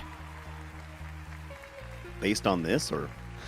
No, I'm being a little bit, like, facetious here. But I've already heard good things. I wouldn't just play a game only because it won a bunch of awards. I don't really take the awards that seriously. I like this jacket. I guess what I mean more is that Yeah, so Deathloop is my first game as a game director, and it's also the first game that. let's see how well it's scored on Steam. I just tried to search in Steam. Steam. Oh. 11,000 reviews. 78% positive. Pretty good. That's a mostly positive review? Yes. What are the complaints? Is it just because of like bugs and stuff? 16 hours. This game blows. That's a review. It's as if they started with a full time loop mechanic but ran into non-stop hurdles making it work. Stripped the concept down until just the tedium of a time loop was left with none of the organic play. They also dumbed this game down at every opportunity compared to past Arcane titles. This is not what I want from either a time loop game or an Arcane game. Severely disappointing. If you want a good time loop game, play Outer Wilds. If you want a good Arcane game, play Dishonored or Prey. If you want a good stealth shooter with 4 levels in it that you replay over and over and over again, play Hitman. That's a pretty scathing review. I see what they're getting at, though, because I guess that's what this game tries to be. It tries to be Dishonored meets Hitman meets... I still need to play Dishonored Death of the Outsider, and it's kind of ridiculous that I've played every Dishonored game. Well, there's only 2 Dishonored games, so I've played both Dishonored games except that one and loved them. Like, what am I doing? Oh, you still haven't played Final Fantasy IX. Don't ask me. True. And the game award goes to Just give it to Dota. Out of those 5 games, there's only 2 that I really believe in, and they're Dota and CSGO. I don't know. Pokemon Snap? There we go. I really like... Oh, there you go. Like, the concept of everything else Takes here is Two. Nintendo. Fair enough. Wait, Nickelodeon All-Star Let's go. Brawl Age is of on this Empires or list? Inscription? AoE or Inscription? There we go. Let's go. Hey. J. I was one comment behind you on everything here. Okay. Hey, I've actually heard that's quite fun. it's just going to be Elden Ring again. Year over year. Oh, Elden Ring. Elden Ring. Elden Ring for the second year in a row. Of course. All right, well, everyone, our next guest is a little shy. Why are you laughing? Is it because I said it after he already announced it? No, I'm laughing because it's no question. Like, everyone's excited. Let's bring him out here. He's a little shy, but It won it 2 years in a row. Oh, there we go. We're getting the Elden Ring moment. This character was so interesting in those trailers. Or the gameplay reveal, I mean. And somebody made this. Looks like he's got a note or something. You got a note there, Pod Friend? Yeah, all right. We actually know the character's name. We don't have to call him Pot Friend. See what this note says. Do your That's more research, fun. Jeff. Good evening. Please enjoy my gift. A new trailer for Elden Ring. Nice. I guess we've got another world premiere. See more. trailer. Let's Thanks, see it. buddy. Let's see it. Check it out. So I yeah, think we're they're just fast in and the loose link with the here. definition for a world premiere, but They mean it's like they haven't. It hasn't been. time the trailer's been shown. Yes. I know. Yeah. I know. Let's go. Let's go. I like multiple pairs of hands. See it true.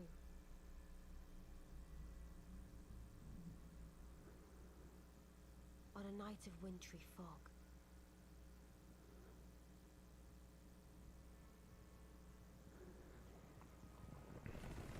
the Ooh. was stolen. That's some Lord of the Rings stuff there. The sound effect. And the demigods began to fall. Starting with Godwyn the Golden. You know, we actually hadn't really got like an expositional story thing yet. We've gotten like little clips of text in Queen Marika was driven to the brink.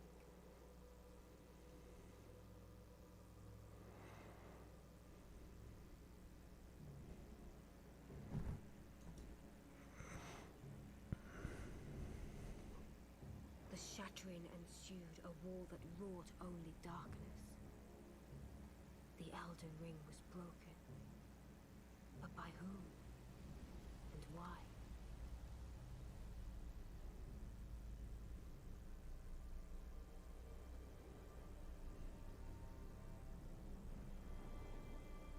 Big tree.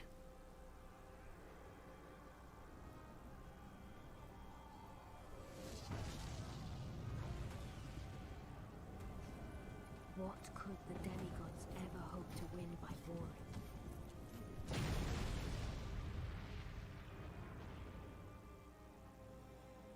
This looks pretty rad. that character on the left was absolutely killer in the last trailer. The one with the like robot arm. Yeah, didn't she do some kind of cool thing with a spear or a sword or something in the last one? Yeah. She like impaled the character or something is what it was. You got like thrown up in the air and then like impaled. Honestly, how does FromSoft keep making such captivating worlds?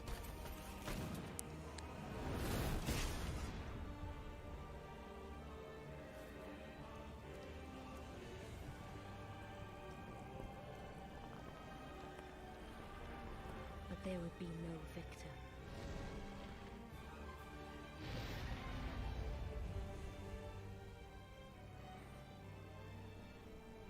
And so we inhabit a fractured world, awaiting the arrival of the Elden Lord.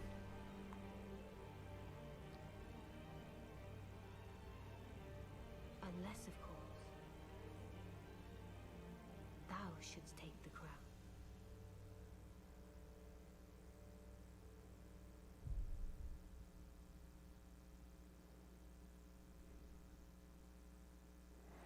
I'm here for it. Ooh.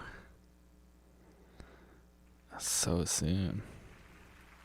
That is soon. Good. Just confirming the date. The same. February. Excellent. Good to see. Amazing. I can't wait to step deeper into the world of Elden Ring when it does come out in February. Tonight we've teamed up with Spotify to reveal what you're listening to every day Me on neither, gaming man. consoles as part of Spotify's Wrap. So what were the most listened to songs in 2021 on gaming surfaces? Here are the top 3. Rapstar by Polo G, Montero by Little Nas X, and Mood by 24K Golden featuring Ian Dior. Congratulations, and make sure to make your That Montero's a Spotify good Wrapped tune, tonight. man. Stick around. I'm not because familiar with coming it. up, Keanu Reeves and Carrie-Anne Moss reveal The Matrix Awakens. We debut a brand new next generation game, and the Game Awards Orchestra pays tribute to our Game of the Year nominees. Okay. Okay. This has a commercial break vibe. I guess we're probably gonna get an ad or something before we come back. Where's Chrono Cross? I want. I think it's. I honestly think it's a little too late for any small trailers anymore. Which that would be.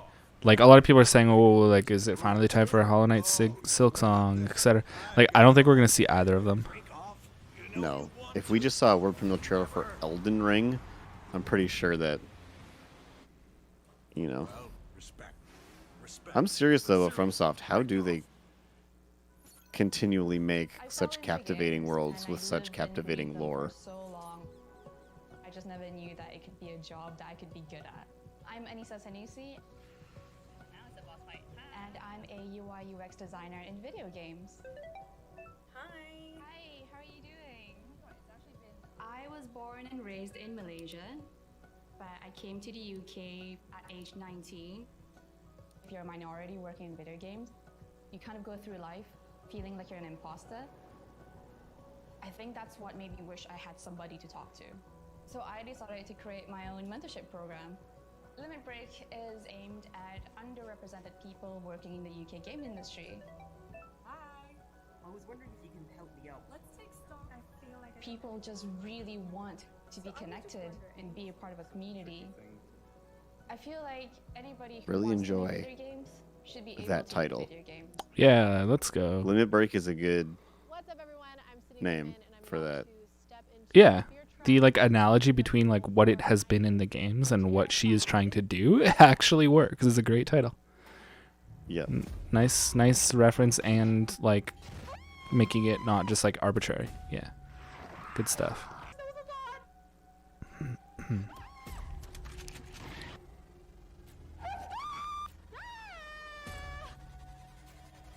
Get a glass box and... Oh, okay. Never mind. I was like, we'll put you in this situation.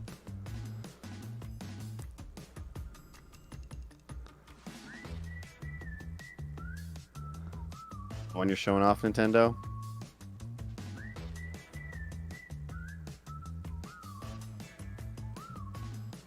Oh my gosh, if this is the Breath of the Wild presentation we get from Nintendo for this, because everyone was kind of saying like, oh, the big reveal is going to be a Breath of the Wild trailer, but like, Were people saying that? I had no idea. Yeah, but they literally just showed it, so I don't think we're gonna get one now. Like, Not come if on. it's getting flashed in a montage. This is basically Nintendo saying don't expect Reminder any of these that we for exist. the next little while.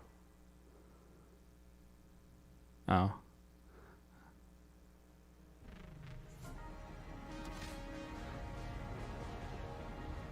Oh, is this Sony talking about all their big games coming to PC? Oh, not specifically.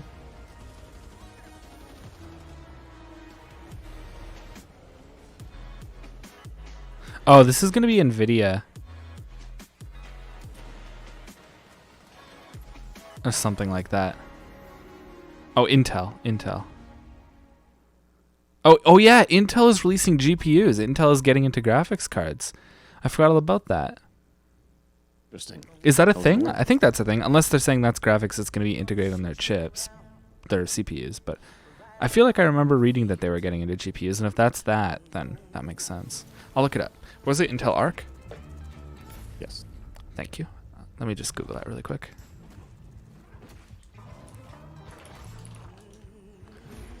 What is this? Have we seen this before? Discrete GPUs, yes, not graphics built into CPUs. So yeah, Intel is trying to compete with graphics cards. First quarter 2022. 3 more generations are already in development. Graphics cards are often developed that way. That's normal.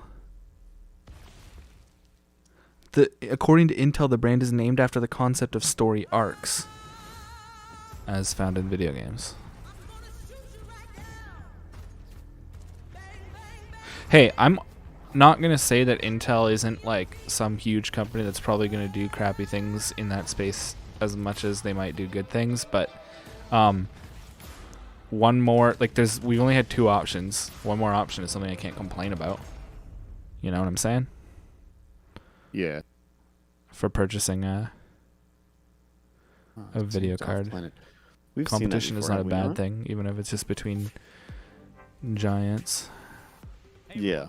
It's No, just, you're right. I think it's one of those industries that's like, you can't be a startup and be like, yeah, we're gonna make graphics cards, and like it's too, like, literally making and designing like CPUs and GPUs, like tech of that nature is like just too difficult, like resource wise, that like you'll never get off the ground because the research to be competitive in that space is already like unbearably expensive. Like, I don't think you can start up into certain industries if they're too expensive to like. This game comes from Embark Studios in Sweden, a new team of veteran developers. Their first game brings together thrilling multiplayer PvE action, a next-generation physical sandbox, and incredible visuals to create a truly dynamic player experience. From Here's the reveal, Embark? complete with real gameplay. Embark was the studio? Yes. I'm not like. One thing that I've noticed is there's a big push for everything to be multiplayer focused, and man, don't get me wrong, I love playing games with people, but sometimes I really wish that it felt like not every single new ad was like also multiplayer. I guess that's not true. We've saw a lot of single player stuff today. I just play a lot of games single player, so I kind of like being catered to, I guess. That's my bias. This is where the brave meets the bold. I think I found the name of this game because I just looked up the company. Die in the shadows. We will face our fears. I'm not seeing like a whole list of like, here's what we made, so I think this is like their game right now, like just the one game. Oh, what an interesting choice of song. I can't say I would have expected to hear this in a game trailer.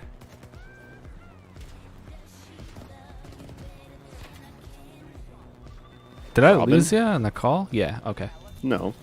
Sorry, you're ahead of me by enough that I didn't know what song was playing, so I wanted to wait for it to come in. Oh, I guess I just like the song because I knew it as soon as I heard like the kind of the bass line. Yeah. I also had turned it down to hear you.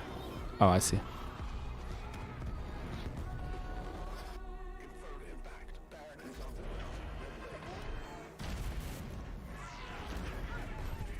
Thing looks cool. But a robot.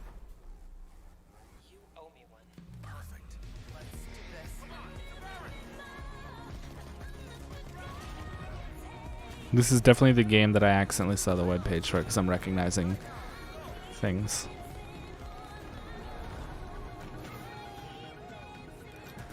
Apparently this is like a multiplayer third-person shooter, which is what it looks like. Okay.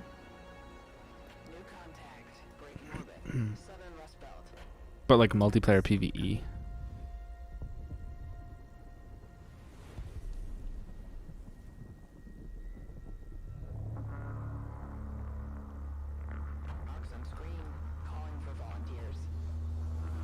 Enlist. Resist.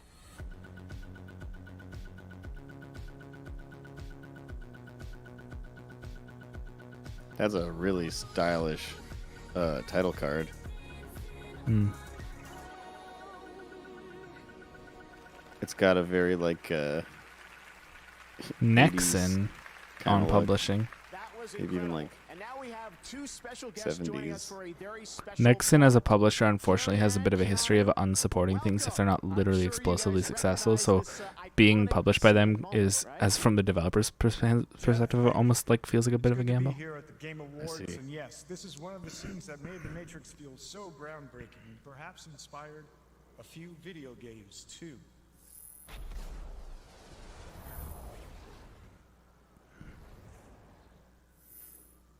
Impressive. Thanks. Can you still do that? Absolutely not. But I can in the Unreal Engine 5.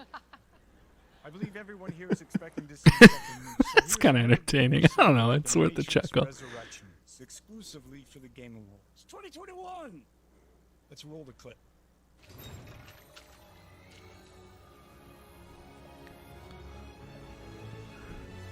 I'd be lying if I said I wasn't interested in this.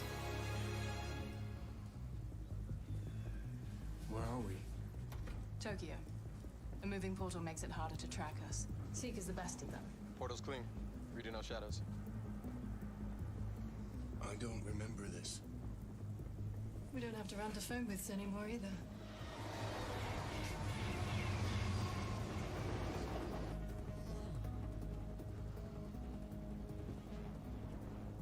Doors on your right. Oh wait, this is a movie trailer? I think so. Because they were also teasing like a PS5 experience Set and setting. related to this. No. It's all about set and setting. After our first contact went so badly, we thought elements from your past might help ease you into the present. Nothing comforts anxiety like little nostalgia. Whoa, that ended very abruptly. Looks awesome, and we can't wait to watch it on December 22nd. But getting back to tonight's theme, which is the world of interactive entertainment, I have to say, Keanu, you've been in several great video games and immersive experiences. Did you ever think that one day a game could look as real as being in the Matrix? Absolutely. I mean, we are reaching the point at which the line Yes, there are screens beside the stages. To answer the question that we were wondering about. Like 2 hours ago? Yeah. Maybe it's fair to ask, what is a game? It's going past 11? How long is The this? Matrix pushed the boundaries of filmmaking and visual effects. That means there's still Couldn't have time imagined where the for state of the Chrono art Cross. would be today with photorealistic You're on digital humans premium in grade A virtual copium. sets. To push the limits once I again, sure we am, decided to buddy. team I up with sure Epic am. Games. And now we are proud to bring you tonight's final world premiere at the Game Awards 2021. A glimpse of the Matrix I think Awakens. Chrono Cross. Unreal Engine 5. Experience, experience, experience.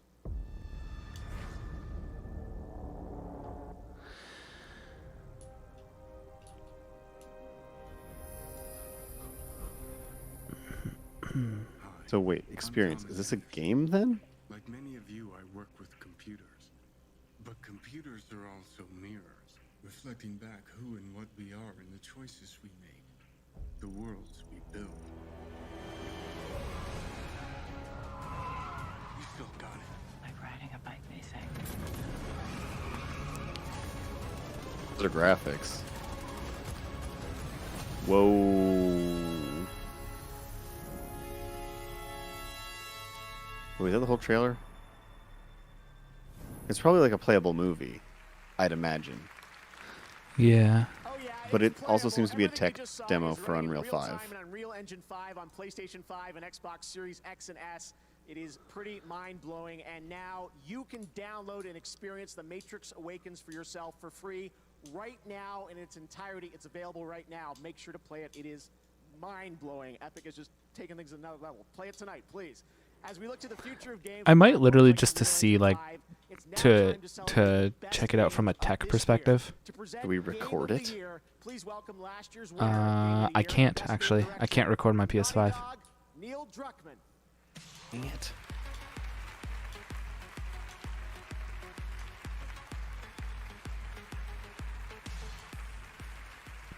Thanks, Geoff. Man, it feels awesome to be back here together in person. I also was literally thinking about playing like 5 minutes of it, not like all of it, but passion are inspiring, and there's no shortage of that in this room. Probably just like an hour long or something, man. The whole thing. an hour too long. I got FF14 Alright. waiting for me. Oh my god. Yeah.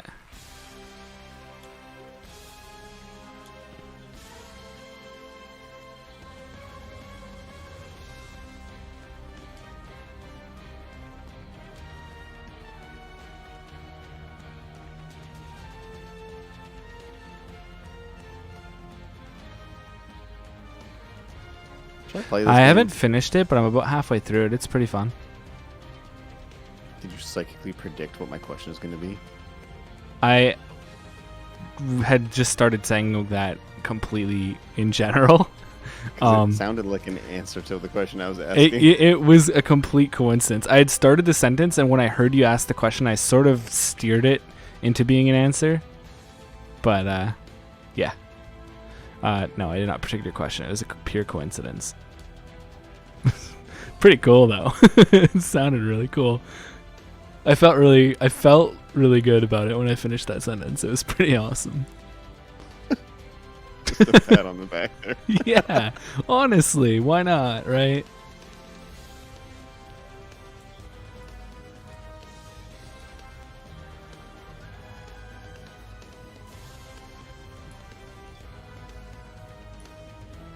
The lady with the glasses just looks so happy to be playing. A lot of them are very like focused, you know? Yeah. Which is fine, right? It's never a criticism. I completely understand.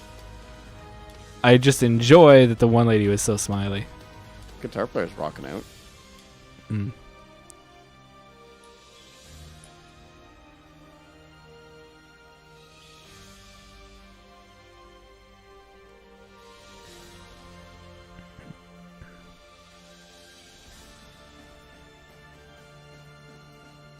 It must be very weird.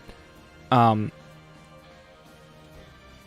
I also wonder what the relationship is like to be a player of a very contemporary instrument playing alongside an orchestra in this type of situation. Like who, the person rocking on the Nord back there? Or the guitar player on the right. Ooh. This is cool. Playing an electric. The Metroid bit in here is really neat. Actually, one thing I really liked with the Dread soundtrack is in the Emmy zones, the bleep bloops that they use for ambience are like the classic like Metroid title screen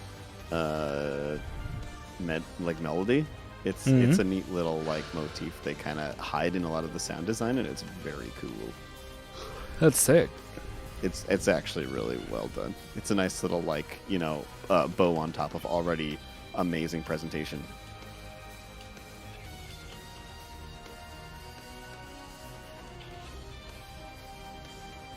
The PRS. Yeah. I think it is.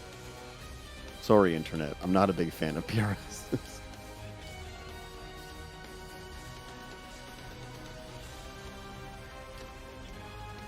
And if you assumed, oh, you probably like Telecasters, then you're correct. Aren't PRSs supposed to be really nice?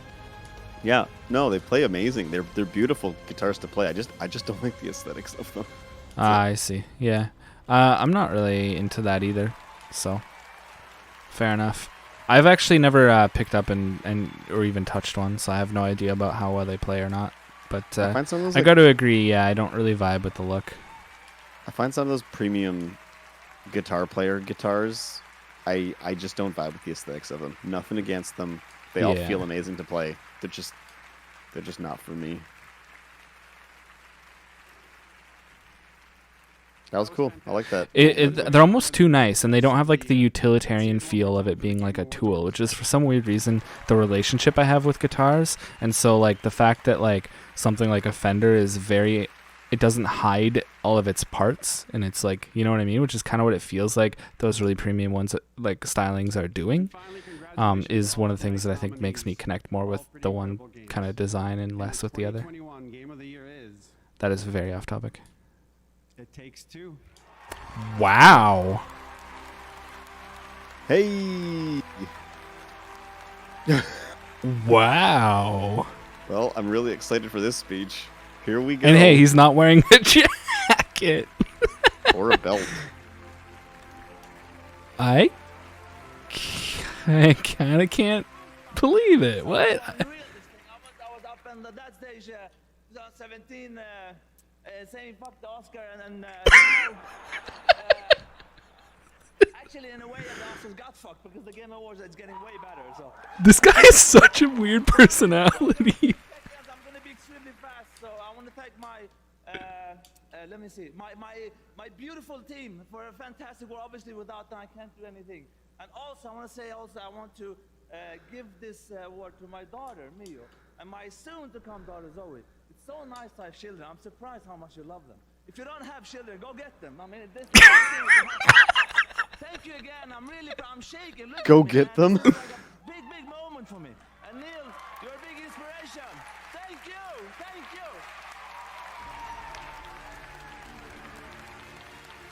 Thank you. One stone. What a character, dude. T-shirt. I love it. I love it. Joseph Ferris, so amazing.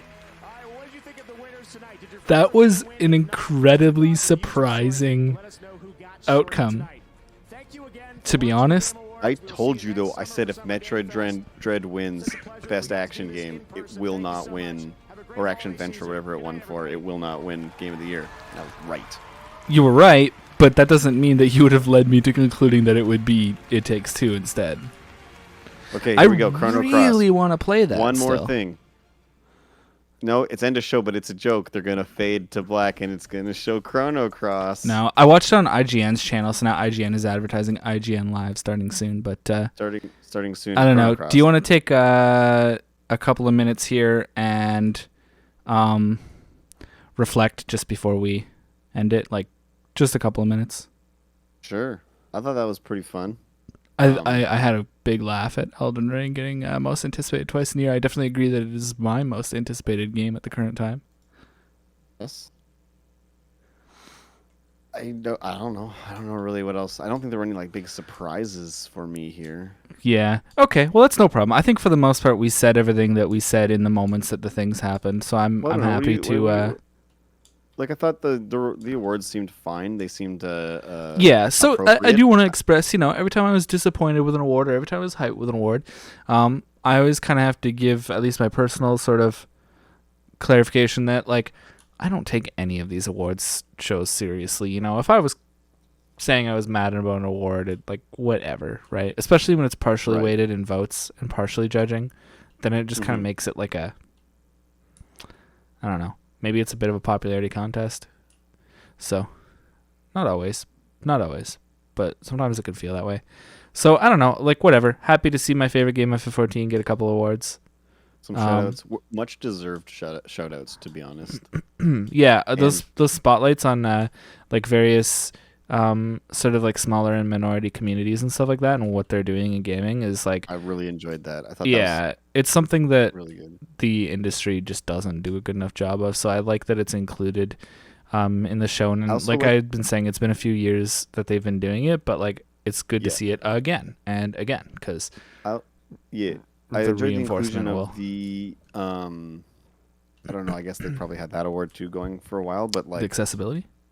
Yeah, no, I think that's really cool because there is a lot of innovation going on in that field, and I think developers all across the board are getting a lot better at that, and I think that that's really cool. There wasn't a big thing that premiered that I was like super hyped for though, and that's okay. Yeah, no problem. No, I agree with you on that one. I didn't see. I mean, I really liked the Elden Ring lore thing. That was neat. Yes, but I mean like that's a game. I guess I mean like a new reveal. There was a little bit more Forspoken was cool.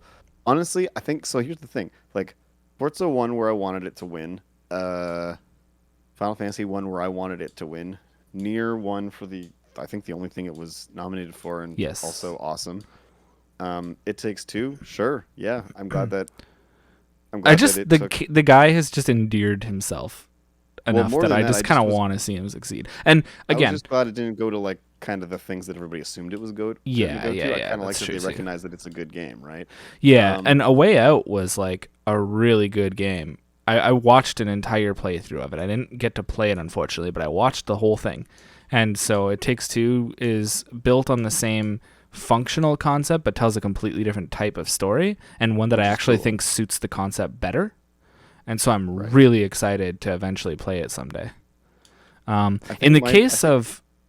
Oh, I also want to say their business model for being technically under the EA umbrella, their business model is really good because you only need to buy one copy of that game for two people to play it. You get like a guest key or whatever, and they can download the game. I'm like 99% sure that's a thing. And that's like just really awesome because like a lot of developers and publishers I think maybe wouldn't do that. But also at the same time, when your game is literally by requirement a co-op game, I guess you kind of have to find a solution for that, right? Right. I was going to say my only disappointments, like, my disappointments here were mainly with, obviously, I was expecting some different reveals. Yeah. Nothing in particular, though.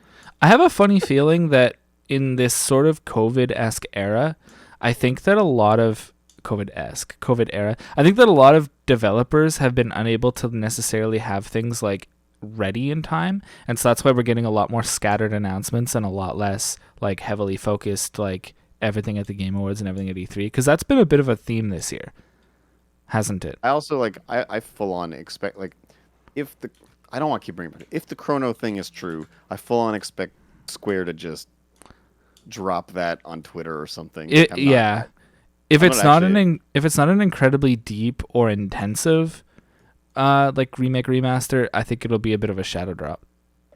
Yeah. Somewhere. Yeah, I think so. Or if in January there's a Nintendo Direct or something, they'll toss it in there and be like, cool. Maybe. All if right. It's coming to that. I'm just kind of imagining it kind of like Final Fantasy VIII remastered, Anyway. Yeah. Time to say goodbyes.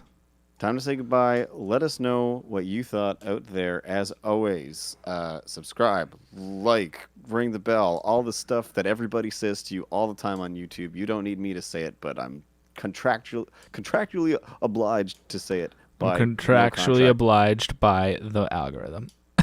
Yeah, apparently. So, if you want to find us, we're on at @TPCC_podcast on Twitter. You've already found our channel if you're watching this now. And you can look us up on your favorite streaming services if you want to listen to the podcast. Indeed. This podcast cannot continue. And once again, thanks for watching. And this podcast cannot continue.